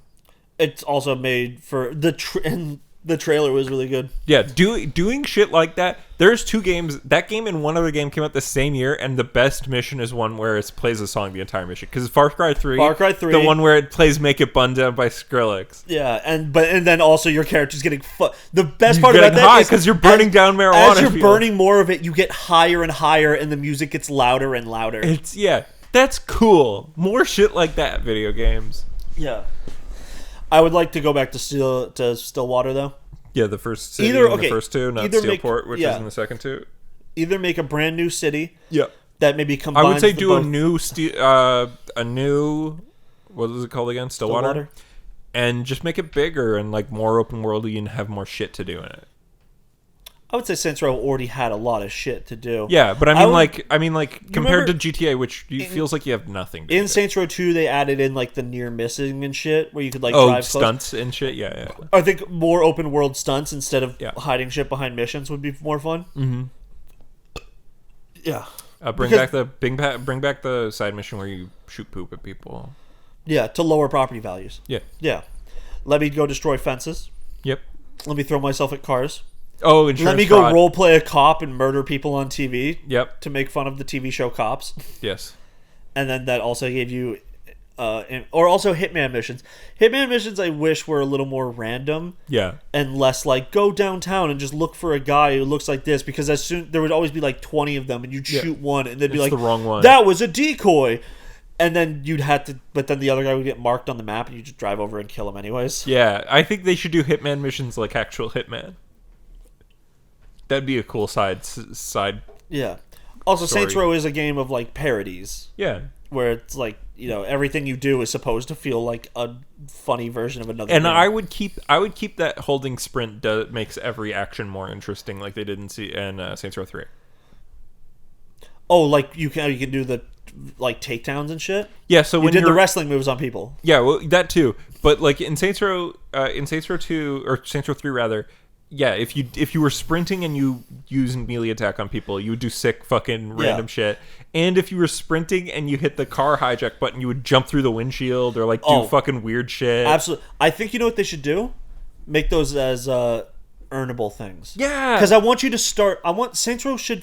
The best thing about Saints Row is you're supposed to start like weak, like you don't have a lot of health, you don't have a lot of stamina, and then as you play through the game, you get more and more. You get upgrade, like you can lose, like stop taking fall damage if you do base jumping like perfectly in Saints Row 2, and it was the first thing I did every time because like fall damage sucks ass. Every time I would play Saints Row 2, the first two things I would do was fall damage and then all the Hitman contracts. Yeah. Because when you finish all the Hitman contracts, you got infinite pistol ammo. Oh yeah. And then if you did the fuzz, the one near your house, you got the Cobras, which were like auto pistols. Oh yeah. Yeah. The one thing that I think they should take from different games, not the one thing, but like one thing that I just remembered, in Sleeping Dogs, they have that thing you can do when you're driving where you can jump out onto a different car and get in. Saints Row 2 did have something though. Okay, they did. I was like, did they have that before? Wait, 1 second. There was something else. It was not related to that. You're gonna have to repeat that. Oh, okay. Because I just had a thought come up. You know how you're talking about the takedowns? Yeah. Saints Row 2 had like melee takedowns. You just didn't do them very often because melee wasn't very good in the game. Yeah. And you got different ones based off of like how far you were in each campaign. So like you start with your basic brawler style, but then after a while you can upgrade it or change it, and now you're using the Ronin style, and you did right, which is the best one because it's fucking the Brotherhood one was pretty good, but it was just wrestling moves. Yeah, it was big slams, but the Ronin was like fucking cool kicks and shit. Yeah. So what were you saying about Sleeping Dogs? Sorry, in Sleeping Dogs they have a thing where you can hold the door open for a car and jump from car to car to hijack, and I'm like, shit like that, like I'd love to see that. They did not have that in Saints Row, but that would be cool. Right? Yeah. Saints Row should feel like a Fast and the Furious. Yeah, or it should at least just be like, this is the most kind of we can have a cool gang story, but we also want to be the most fun and goofy version of the open world. There needs to be a minor tonal dissonance. Yeah. Where like in the open world it should be funny and silly, but in the story it should be funny but serious. It just be like, what if Grand Theft Auto was Yakuza? I just think like a lot of the shit with Saints Row is that you can go from like a mission where you do dumbass bullshit to this young kid who I like instated as a lieutenant in the gang has been fucking is on the brink of death because we put him in a situation that really he was not prepared for. Yeah. And you're gonna get fucking teary-eyed and cry about it. But like even when I go back to the gameplay and I'm wearing fucking clown shoes, and like have fat tits and a huge cock and a dildo bat, I still go like, yeah. It's still happening. Yeah.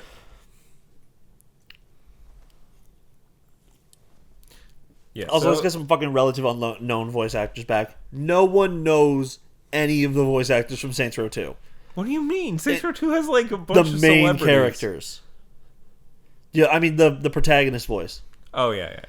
Except also make them normal because that Cockney voice was horrible. But like if you wanted to be a white dude, like that was the only one that was like really white. The other ones were super black, so that's why I mostly played a black guy in Saints Row 2. But like now it's like, oh, it's Troy Baker. I did like how in Saints Row 4 they had a fucking Nolan North. Yeah, it was just Nolan North. And then also female some voice 1 is Laura Bailey. Yeah, and some voice lines are different. It's like with Nolan North. Doesn't he just reference that he is Nolan North or something? Yeah, it's like who are you? Or no, it's you need to know who you are.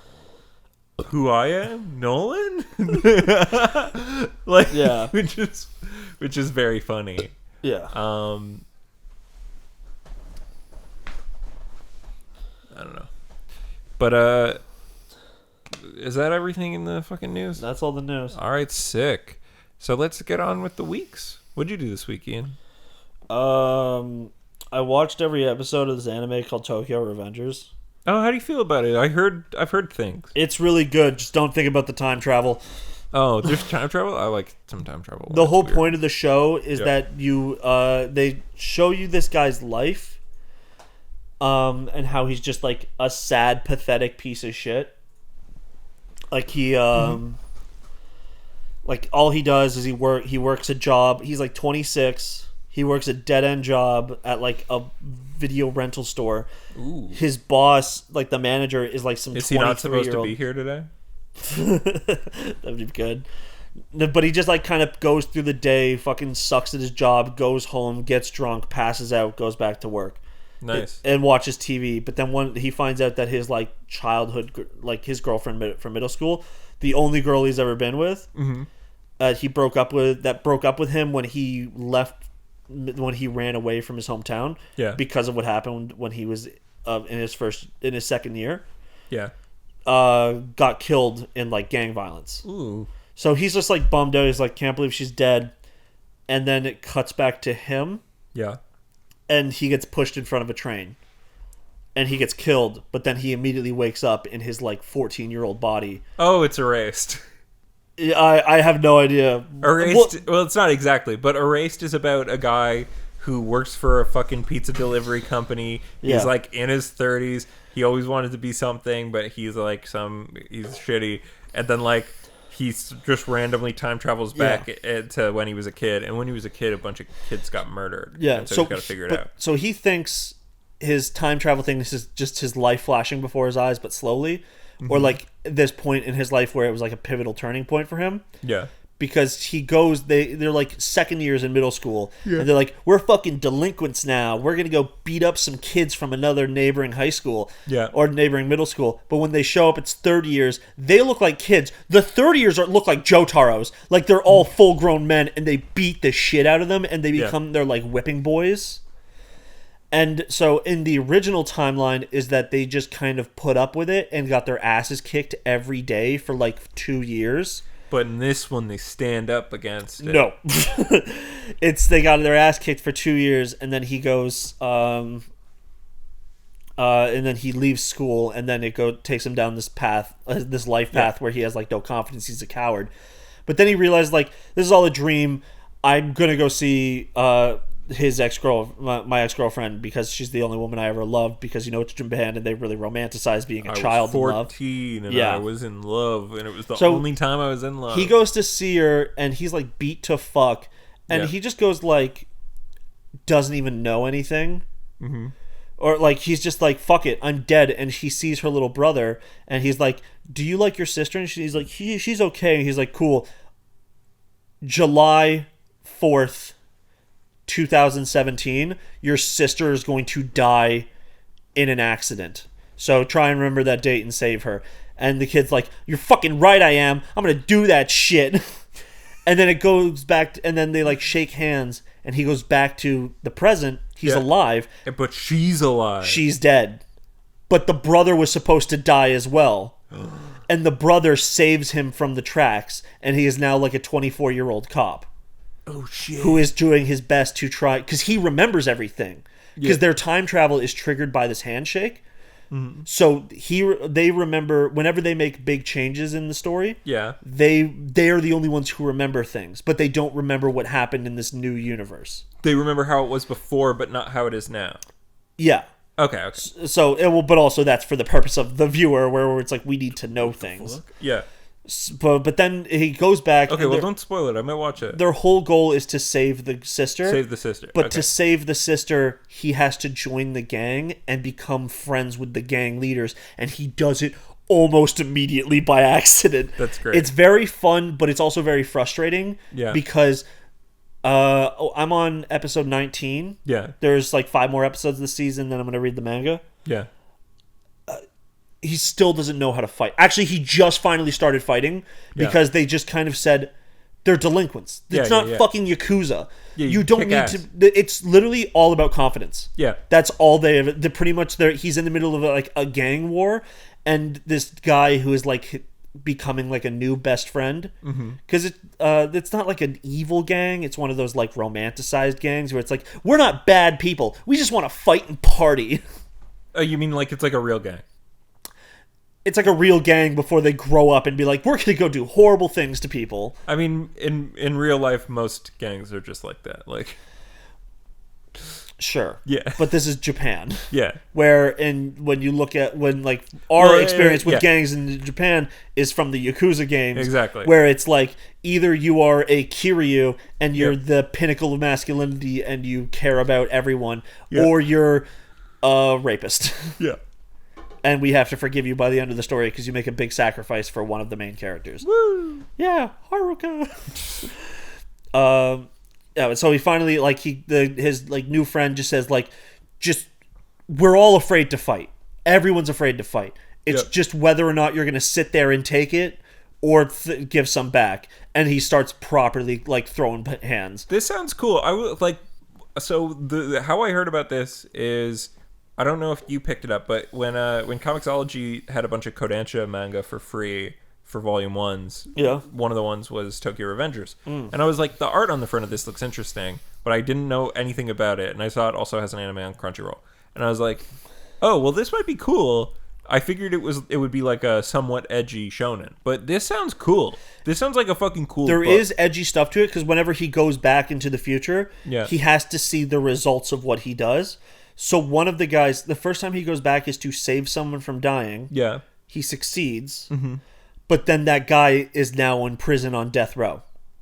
Okay. Because there's another problem in the gang that he has to root out.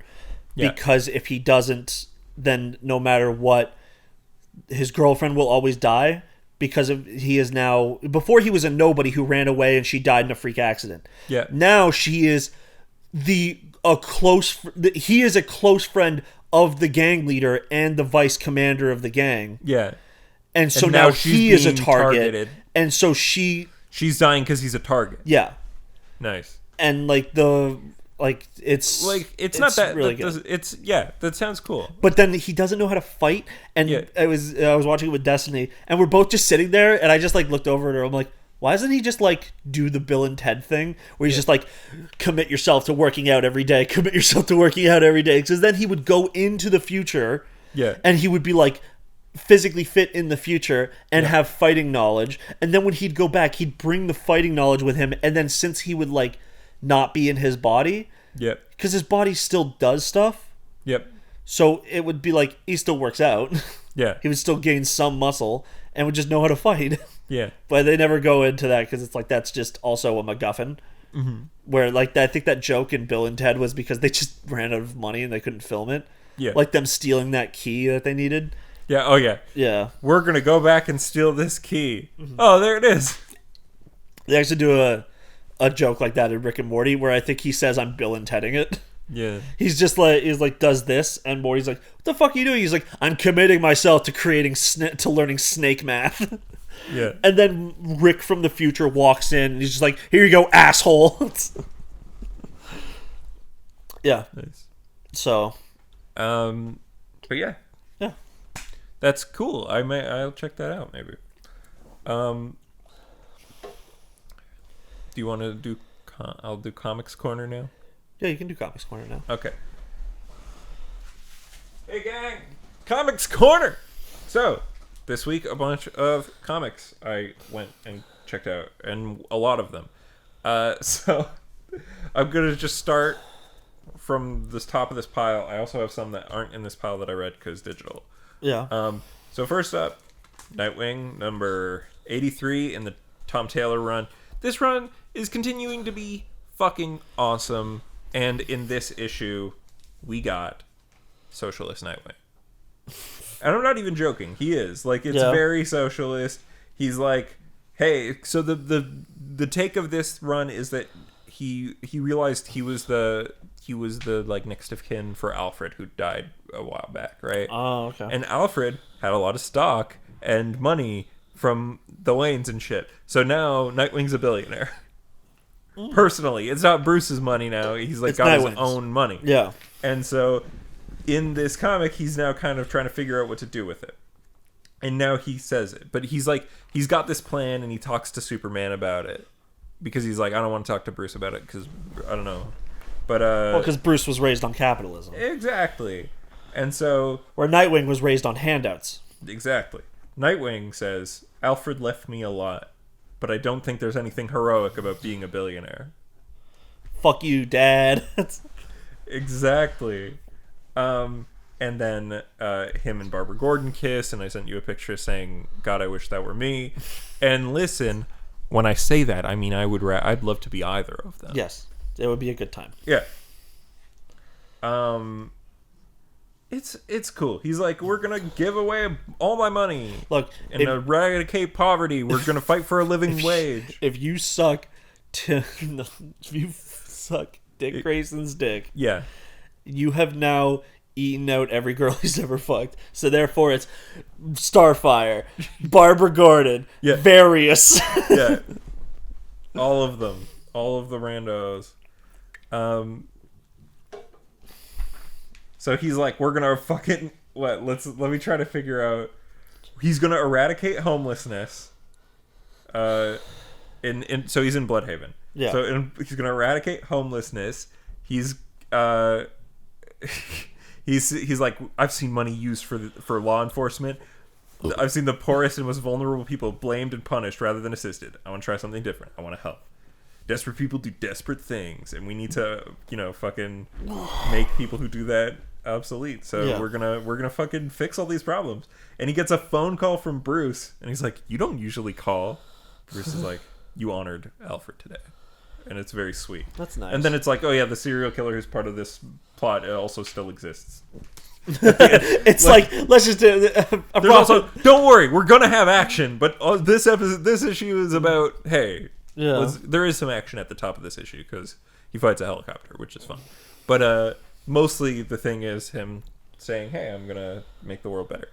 So if you're not reading this book and you're like, "Yo, this sounds sick," there's 6 issues out. You can get them now. I think the first volume comes out in December. If you don't mind being a few months late on shit to collect the volumes, Yeah. I'd really recommend it. And you can start here. Like, you don't need to know all of the previous Nightwing shit. Like, there's some vague references, but it really doesn't matter. So cool. This is a great book. Then we've got part of the Milestone universe. So that's the same universe that Static Shock and Icon and Rocket are from. I read Hardware issue 1. If you want to know who Hardware is, he's kind of like if Iron Man and the Punisher were one guy. Yeah. In this version of the story, it's like he's somewhat responsible for like I told you, that there's the Big Bang event where they like had this experimental gas that gave a bunch of people superpowers. Hardware is like this scientist guy who works at this company, and he kind of gets blamed for it. But he, because he's being fucked over by the CEO, and so then he makes like a power suit and gets all fucking gunned up, and he's fighting cops, and he's trying to stop the CEO of this company. Nice. It's cool. He shoots down a lot of police helicopters, and we don't know if the people inside live. So, it's cool. It's a cool book. We got guns. If you like guns brasting, this is the book for you. Guns bursting. New issue of Superman and the Authority. This book's still really cool. He's putting together the team to do something. There's only 2 issues left. One of my favorite things in this book. So this issue is really cool because they have like kind of introduced the rest of the team except for Omak, who we still haven't met. But yeah, it's really cool. The art switches every time we see somebody. So there's like when we meet Steel or whatever the name of Steel's daughter is.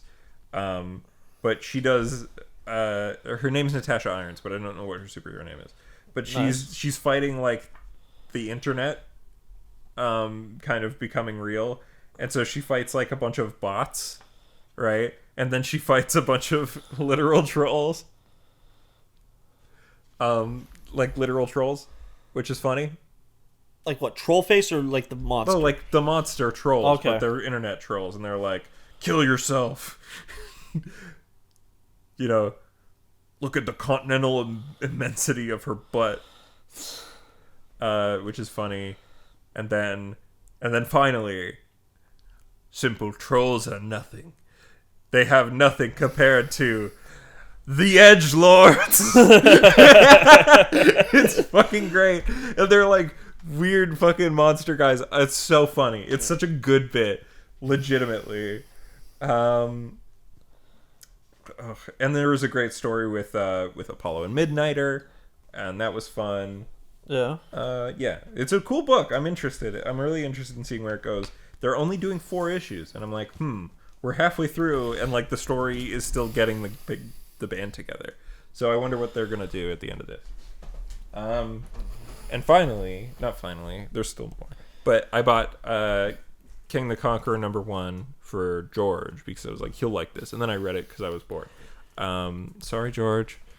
It's really cool. I'm not Did gonna you miss out on your comic book date this week? Yeah, we missed out because his work. His work schedule is so stupid. Yeah. It's quite literally like, George, you free? No. Yeah. When are you free? No. But yeah, Kang the Conqueror is cool. It's about Kang finding a younger version of himself and trying to train him into being a better version of himself. But you know, he might not be 100% into that. So George, you're gonna love this when you read it, and it is yours. I did buy it for you, but I did want to read it because I was like, well, it's here, and I'm just sitting at the table. And I read the first 3 issues of Supergirl Woman of Tomorrow, and that book's fucking cool. It's by Tom King. It's an 8-issue miniseries. Supergirl is on a planet with a red sun because it's her 21st birthday in which she wants to be able to get drunk. Nice. And so Fucking Christ. it's like a very like fantastical, like a fantasy type planet, and she meets this girl who's like, I want revenge on the man who killed my father. I will murder him. And this man, you know, she like tries to get Supergirl to hunt down this guy, and Supergirl's like, I don't fucking kill people. But then On a red sun, she doesn't have she powers. has no right? powers. Okay. Yeah. But then this man, doesn't he ambush them? And it's not clear, but I think he killed Crypto. Like, it's like, oh shit, The dog? the super dog. What the fuck? Yeah. I foresee that they're gonna come back and be like, no, he didn't die, but there's like a cure that they need to get from the guy that they're hunting down. But yeah. So then it becomes this: we're gonna chase this boy down and fucking murder him story, and it's fun, and it's not well. It's like it's Tom King. It's got drama, it's got comedy, it's got action. But it can be kind of wordy because that's kind of his thing. But it's really neat. If you like Saga, you would probably like this book. It's cool. It's got a lot of similarities. And then finally, the trade paperback of The Question, The Deaths of Vic Sage by Jeff Lemire and Dennis Cowan. Or Cohen, I'm not sure. Okay. The Question is the character who is the inspiration for Rorschach. So if you like a kind of detective on the street type character, but you're like, oh, I want a person who's, you know, more of a good person than Rorschach is, The Question's your guy. Yeah. This is neat because it does like a kind of lore thing where it's like The Question has been like a vibe, like a thing that happened multiple times, right? Like Yeah. there's been a question in cowboy times, there's been a question in 1940s times, right? Like that type deal. So, and then it's like there's a guy who he's been fighting. You know, the Question's whole thing is like conspiracy theories and that sort of stuff. And so it's a really well done take on that, where you get to see like The Question's morality is very black and white. And so like he's gonna make moral decisions that you don't necessarily agree with because he's not like a done character type deal. Like he's not a finished person. So that's kind of part of the point. But yeah. And also there's some BLM type stuff here, and Question is on the right side of that, thankfully. Unlike the other one. Unlike which other one? The Hardware? No, Rorschach. Oh, Rorschach. He's Oh, on yeah, the yeah. right side. Yeah. He's right. As opposed to the left side. Yeah. Rorschach's fucking evil. Yeah. I do want to read that current Rorschach book by Tom King though, because I've heard it's really fucking good. I just wanted to check up what's going on because there's like 15,000 new tweets about Hassan's fucking house now. Yeah. And when I looked at it when I woke up this morning, it was at 33,000. Yeah. And Hassan tweeted like 40 minutes ago, says, "I hate that I was exposed," of this picture of, the Karl Marx with like the quote thing. Yeah. He said, "Socialism is when Azan has no house." Also, fucking, just remembered this as well. Hassan did like a fucking hour-long video about the housing crisis and how it was bullshit that he was going to look at places in LA that were like 750 or something. Yeah. And he was like going in, he's like, "This looks nice. Let's put an offer in." And they're like, "Oh, we don't take offers." They pretty much wait until a bunch of people are in the house, and then they just open up for offers and just do a bidding war for the fucking house. That's what happens here as well. That can happen here. So if you're not prepared to pay $400,000 more than asking, eat my ass. And I guess at the time Hassan was not, or maybe he has like $800,000 on him, which would make sense because for the last 2 years he's been streaming 12 hours a day, and with 40,000 viewers on average. It's just probably more like 30,000, but whatever. That's still a ton of people. He's got a big amount of subs. He could have big savings, so maybe he has a mortgage now. Yeah, I bet you he didn't buy a fucking $3 million house cash. Or maybe he did. I don't know. He probably has at most, I bet he has a $2 million mortgage. Yeah. Yeah. Also, people get so upset about him. Like it's not like Hassan is poor. He's not the only person on the left. His fucking uncle is like a rich dude. Yeah. Who like funded the Young Turks as a way to get younger people into politics. Yeah. And that's why Hassan was there. Because it's his uncle. He's just like, I'll get my fucking nephew with a small head on here. No. I don't think it's that he has a small head. I think it's that he has a large torso. He does that as well, but his head looks proportionally small. His head is a lot smaller than his torso. I saw this fucking TikTok of him like doing that thing where if you take like the jeans like this and you put it around your neck, if it fits around like that, like if it touch ends to end with like a bit more and everything, it means it'll fit on your waist. And the dude was just like, "That's not gonna work. Your ass is fat. Your head is small." Which is why it wouldn't work for me. My head's not small, but my ass is fat. Yeah. And my ass isn't fat. Well, my neck is thick as well, but that's because I'm fat. But this is improportionate. Yeah, they're not the same amount of fat. Yeah. So I can't do that test unless I lose the ass. Now, that's not happening. Here's my question. Did you lose the test that if your man's ass is fatter than yours, you have to peg him? Fuck. Yeah. I don't have a woman, so I'm cool for now. For now. You say fuck like you're not going to be like, "Ooh, she hit the G-spot, baby." I just have to do all the effort. You don't have to do any effort to get pegged. I'm not going to not clean my ass. Oh, okay, that. But I'm like, you don't have to put in effort to get pegged. You're the bottom. You just lay there. Maybe I'm a power bottom. You just lay there, dude. But yeah, clean out your ass. Yeah. Clean your ass before your girlfriend pegs you. Yeah. This is a tagline for this podcast. Clean your ass before your girlfriend pegs you. Absolutely. So were you done talking about the question? I'm sorry. Oh yeah, the question's cool. It's a good comic. Everybody should read it. The one that I would say that Ian would like the most out of all this is Nightwing because it's 100% his vibe. But he doesn't like comics, so. But you would really like that Nightwing book, Ian. Yeah. I only have the fucking this issue physical because I was reading it digital before. But if I can find the other ones, I'll fucking force Ian to read them. I'll beat the shit out of him. And be like, "You fucking read Nightwing, you piece of shit. You like Nightwing." But yeah. So what do you got? Pussy.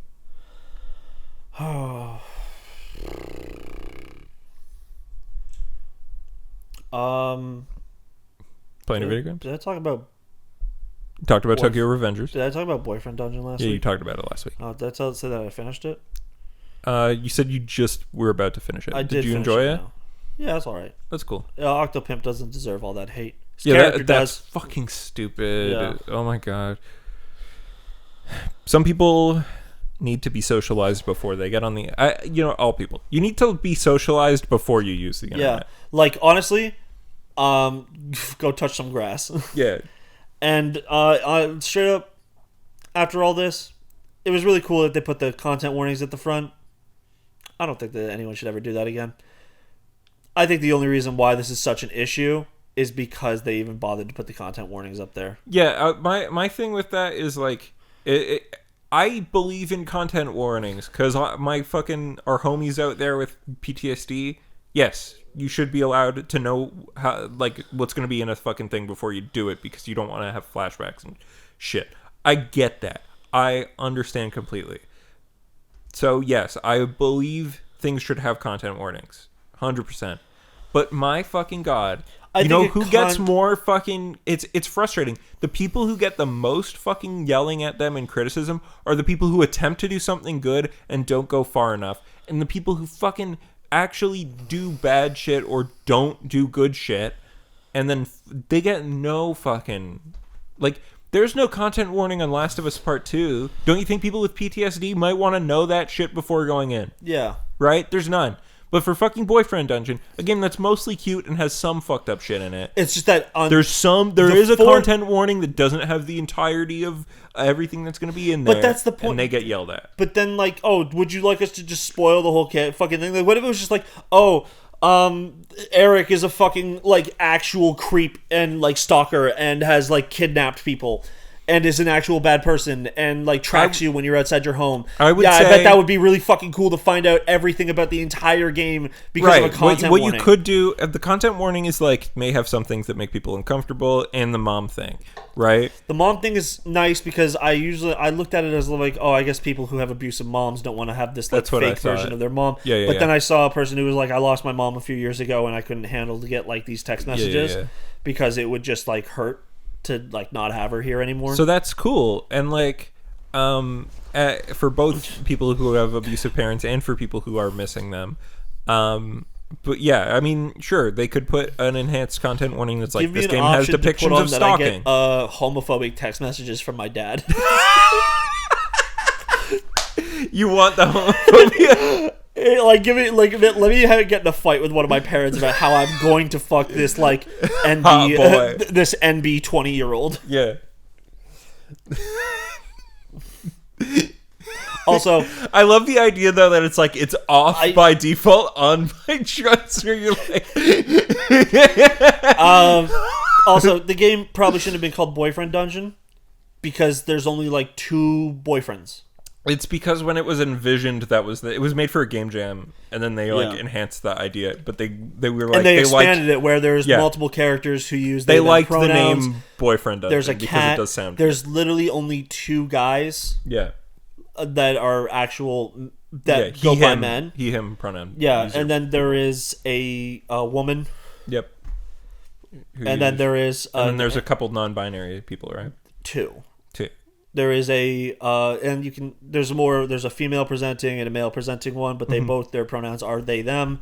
Where the female presenting one comes up to you and says, this is also an assumption because of the character design, comes up to you and says, I have just decided I'm non-binary.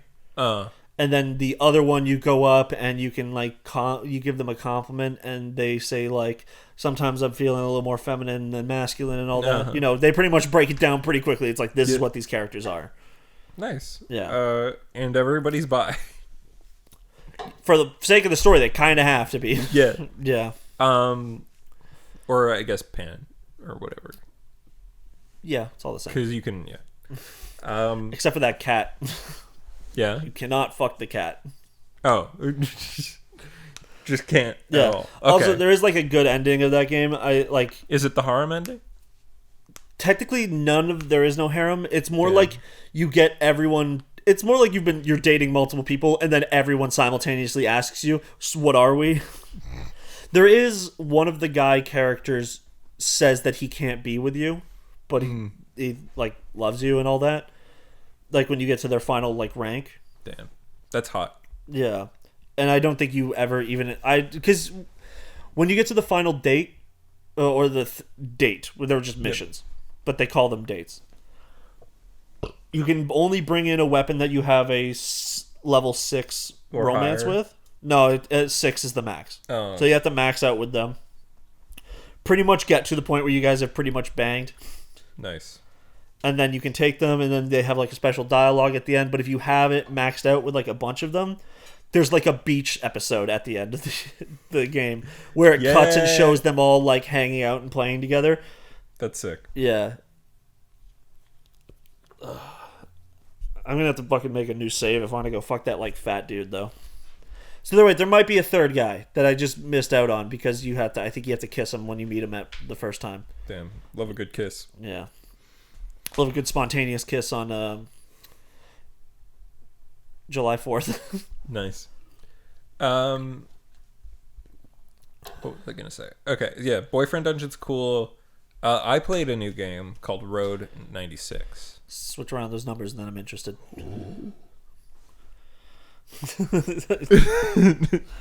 Yeah, so how's Road 96? It's cool. It's that like kind of rogue.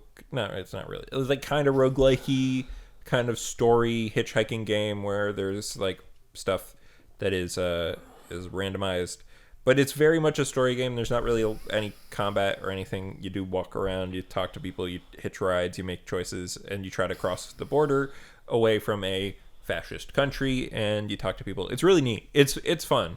The problem is on PC, for me at least, the frame rate is dog shit, and I have to put it on low graphics and to get 30 FPS. That sucks. Yep. So it's really fucking weirdly done. It's only on like, it's one of those games where it's like it's on Switch or it's on PC, and I'm like, I don't know where I put my fucking Switch. Or no, it's on maybe just on Xbox. No, it's on Switch or PC. And so I'm like, I don't know where my Switch controller is. So I got it on PC, and yeah, that's annoying. But other than that, the game's really cool. So, Gamescom is next week. Yeah. But did you hear the thing that got announced before Gamescom? Gamescom, more like Gamescom. Yeah. Call of Duty Vanguard, Yeah. the next World War II Call of Duty game, is over 250 gigabytes I saw that. for the fucking game. That's not... Imagine what it's going to do to Warzone. Yeah. Warzone is going to now take up your entire PlayStation 5's hard drive unless you expand it. Did you see that they took the Activision Blizzard logo off the trailer? Nice. They still made the fucking game. Yes. I wonder who possibly could have made this Call of Duty game. Ooh. Oh, Infinity Ward or fucking Sledgehammer? Companies owned by Blizzard? That's funny. So fucking stupid. Yep.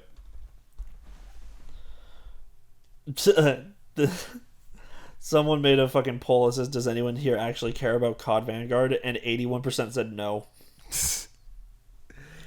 The thing is people buy these games still. Yeah, I bought Cold War. Yeah. I didn't dislike Cold War. In fact, I had a very good time with it. The only reason I bought it was because I played the beta and enjoyed it. Yeah. And then I was watching streamers play it and they were enjoying it too. And I'm like, this looks like how I remember Call of Duty being. So I went and picked it up. I had fun with it. I enjoyed what I played of it. I never want to play it again for various reasons. Did you play the story mode? No.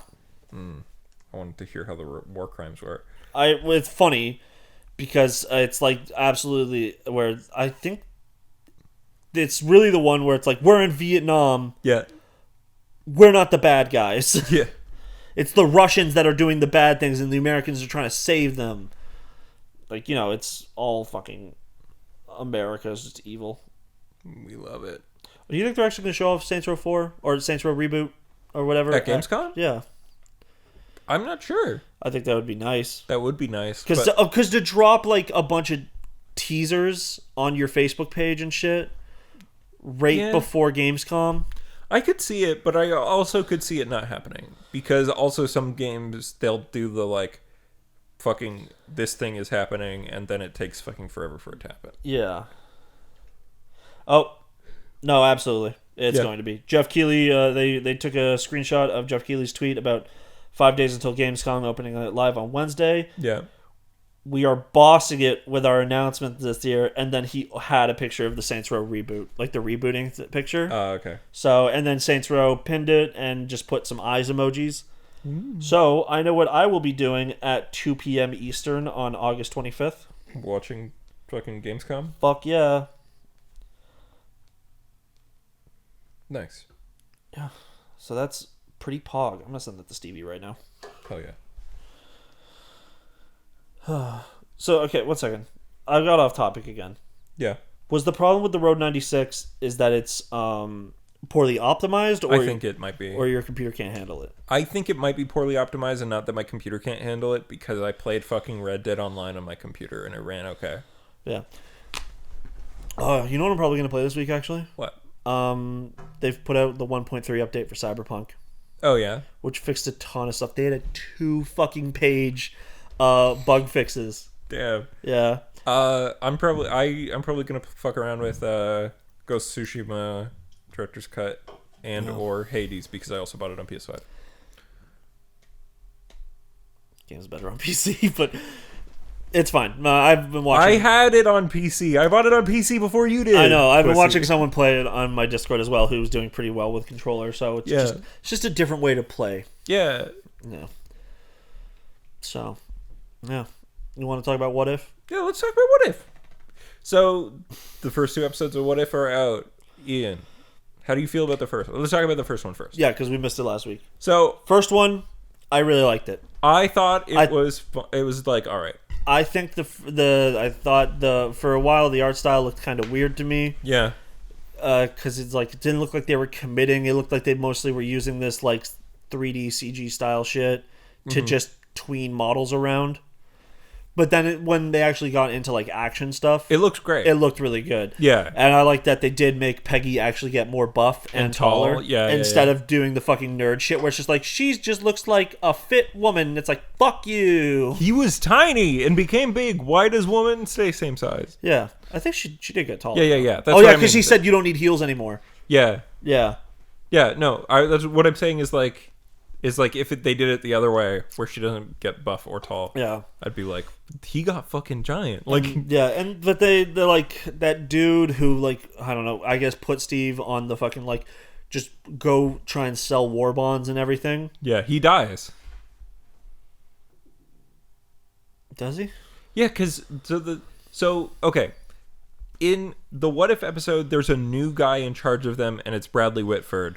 Okay, so I meant like the guy, whatever, they assholes. Yeah, but in the movie, It was Tommy Lee Jones. Tommy Lee Jones. His Yeah, character okay. dies. He gets shot by the agent in the beginning of the What If episode.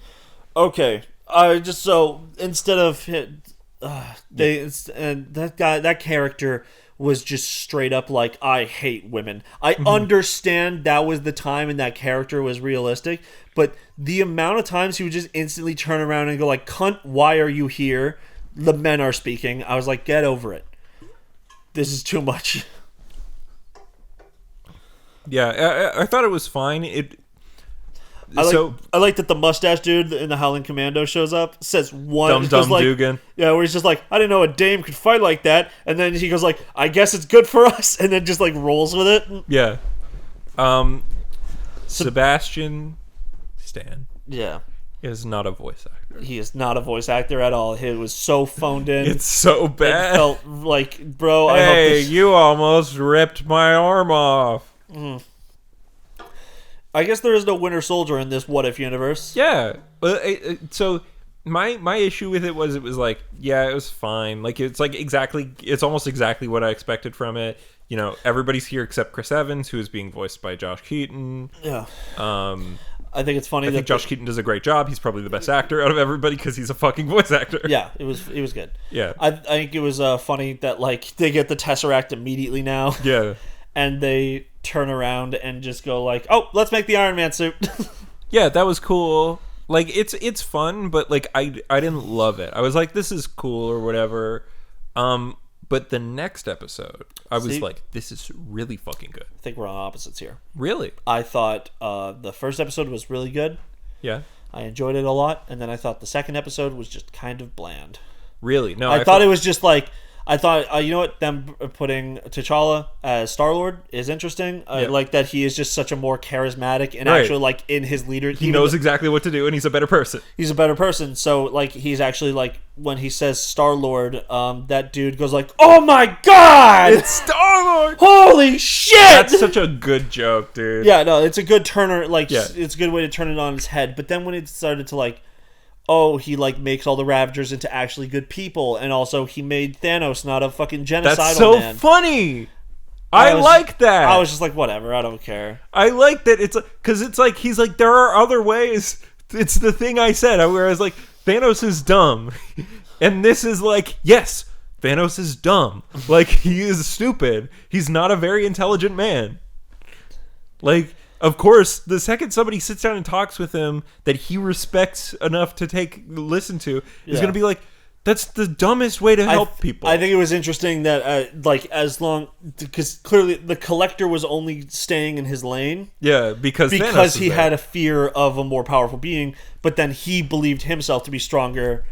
Yeah, because once Thanos isn't a fucking threat, now the Collector is the big threat. And that's cool. And Nebula with the hair was awesome. It's all right. I like that Nebula and him had like a fucking romance type deal. It was cool. Yeah.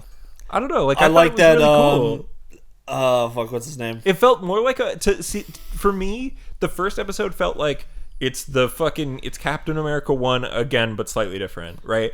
Whereas it's Captain America 1, but if the writers of Captain Marvel made it. Right, sure.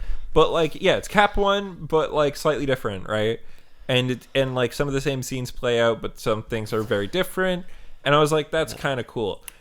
But the second one felt like a real what if, because it was like everything in it is using things we know of, but in completely original ways. It has, like, the cast is back, Josh Brolin's back. It's fucking fun and weird. By the way, I just remembered something. Are you going camping next week? I am, yeah. I'm staying overnight, one night. So then we'll probably not do an episode next week then. Oh, I was going to just bring the... Oh, yeah. The field recorder. Yeah. You got to make sure you have batteries. Yeah. I was just going to bring the field recorder and not bring these big mics, but try to bring maybe, like, the lapel mics I have, see if they sound okay. You could also just bring, like, one and we could sit around it. Or are they directional? Yeah. Oh, fuck. And we're both like this. Hey. Yeah, we'll try the lapel mics. Mm-hmm. So... And then get a little tripod for my phone and film it on. But do it over a fire. Yeah. Well, I was going to say do it near the fire pit, but like during the day or whatever. That would actually probably be better because we don't have lighting. Yeah. So, I don't know. It was fun. Like, it was all right. It's not like I was sitting there groaning or anything. I enjoyed the episode. I see. So yeah, I really loved the second episode because it's like I'm more interested about the Killmonger and Tony Stark episode. That sounds cool too. Yeah. One thing I liked about this episode of What If is something that is with like the classic comics is like it shows us a better world. It goes like if T'Challa is Star-Lord, everything's better. Thanos isn't a threat, so like the Collector's the threat, but he's much less fucking dangerous than Thanos. He also gets taken out in this episode. Yeah. Also, there's something we're skipping over here. Mm-hmm. Howard the Duck. Yeah. Seth Green. Yeah. He came back. It was funny. Yeah, he's great. Was he? He's always been Howard the Duck. Did he do it in the movie as well? Every appearance of Howard the Duck. I didn't know that. Green. Yeah. So that was just the first time I actually heard it. I was like, shit, Seth Green. Yeah, no, he was Howard the Duck in all of them. You really let them lick you like that? That's what he says at the end of Guardians of the Galaxy. Yeah. But yeah, I thought it was fucking cool, and the ending though is sick. Like, because it's like, here is this better world, and then it's like, oh, actually no, the world's fucking ending because Peter Quill and Ego are teaming up and doing their thing, and the Guardians have no idea. Yeah, and that's... It's like, hey, this is a great world. It's fucked over, but Ego wins. It's the end. Also, the fucking end of... And it was Kurt Russell. They got him back for one line. I feel like they might have just used the one. Actually, I feel like you could just get Kurt Russell to show up and do like work for one day and then leave pretty easily. Because that's what they did in F9 as well. Yeah. Actually, I was listening to the How Did This Get Made episode where they talked about F9. Yeah. And they were just all going like, I think Charlize Theron maybe worked 3 days max on this film. But yeah. So I'm hyped to see more of What If. Yeah. I'm excited for the Killmonger episode. Yep. That's like literally the one I'm most excited for. Yeah. Anything else is just whatever. I'm interested in what the Party Thor episode means. That will be fun. Yeah. And I'm also interested in seeing what the big fucking... Because there was the big Avengers shot in that one episode. Does that mean like some of these what ifs take place in the same universe? Maybe they all come together in like a final episode. Maybe all the dimensions collide together because it's the multiverse of madness, some type deal. But I mean, like, so maybe we have Agent Carter. Yeah. So, or Captain Carter, sorry. Yeah. Clearly she's the lead. She's the Tony. I mean, the Cap. Yeah. So there's going to be like a fight where the whatever version of Iron Man they have going forward is going to be there. I don't know if all the what ifs are going to combine, but I think some of them will. I think a lot of the characters will combine, but not necessarily their stories. Like, I don't think T'Challa will show up. No, so Or we know, Shuri will show up. We know for a fact that Chadwick Boseman is in 4 episodes of this show. Like, did he actually record for this one? Or Yeah. So that was his voice. These are so his voice acting in this show, the 4 episodes he's in, are going to be the last performances of him as T'Challa ever. Bummer. Yeah. I'm still very nervous about what they're going to do. Yeah. We know that Ironheart's going to show up in Black Panther 2. Nice. Yeah. I would like someone to take... Oh, you know what I found out when I was doing some research? What'd you find out? Someone streamed, they were talking about the guy who saved Tony Stark in Iron Man 1. Ho Yinsen? Jensen or something like that, right? Ho Yinsen or something. So it's something like that. He has a daughter who, at one point in the comics, was Rescue. Oh, really? Yeah. So I just think it would be cool. And he says his whole family is dead in the movie. Yeah. But maybe they're not. Maybe he has a surviving daughter, and maybe she somehow knew about what Tony Stark did. And maybe she goes, and she is now like an adult woman. Because it's been 14 years. Mm-hmm. Actually, it's been 15, because Iron Man was in 2008. Yep. And we're it's in 2024. Is it 2024 now? Yes. So 16 years. So it's 2023 for Endgame, 2024 for Spider-Man No Way Home, or both. She could be a woman in her late 20s now. Yeah. Have her be like an engineer or something. Rescue 2. Fuck you, Gwyneth Paltrow. You're a weirdo and expensive. Yeah, but also I think we'll probably just see Ironheart, and she'll be who she is. She'll be Riri Williams. Is Riri Williams? Does she have like a significant other at all? I am very unfamiliar with the character. Gay. With the other rescue. I don't think.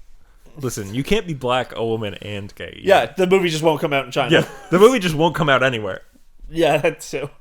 You can't be black, a woman, and gay. Yeah. Zazie Beetz as Ironheart. God. But then also that they just bring Domino as well. Domino's so cool. I want to see what they do with Deadpool. They could throw Deadpool anywhere.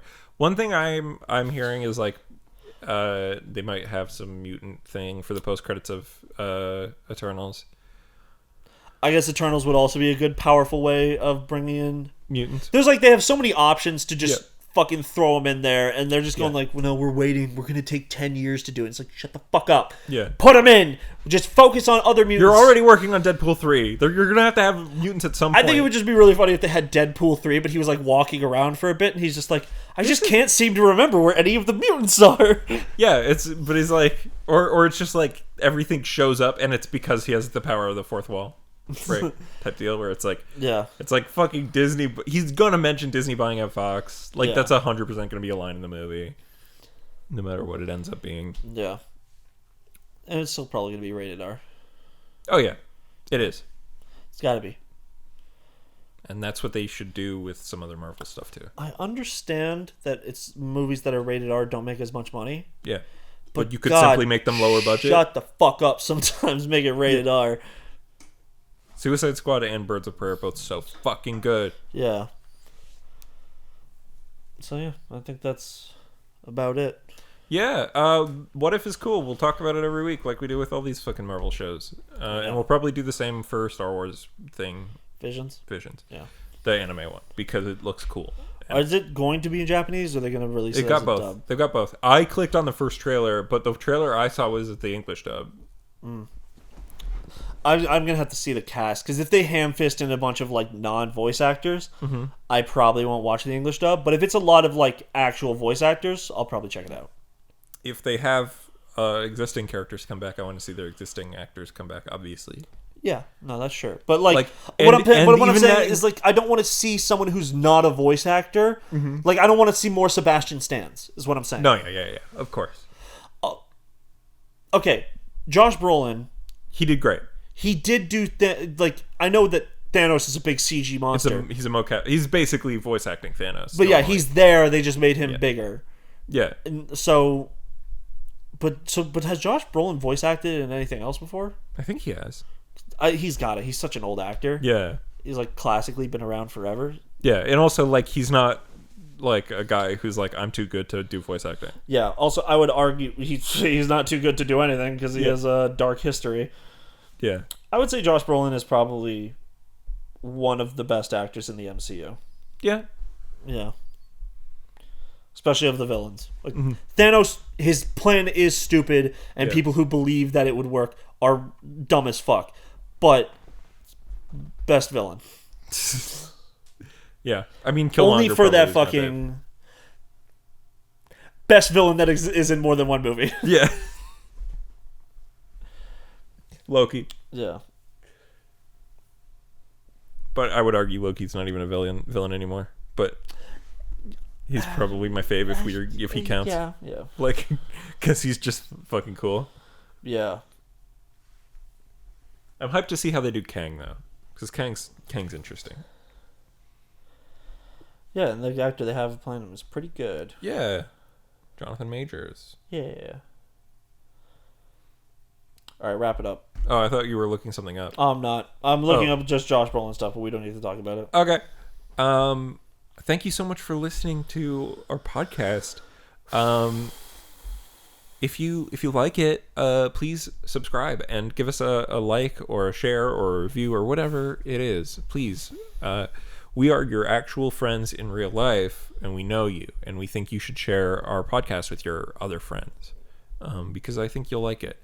And if you want to see more of us, we're at youtube.com/N8SComedy, where we're on video, which is very cool. You get to see us sit extremely still. And of course, if you want to follow me on social media, I am at the Media Hole on Twitter. I'm at the Media Hole on TikTok. I'm at twitch.tv/the Media Hole and www.whenyourballs.get-stuck-to-your-leg.tumblr.com. If you want to follow Ian, he is at StrugglesV on everything. He recently came under fire for buying a house. Thanks so much, guys. We'll see you next time. Bye-bye.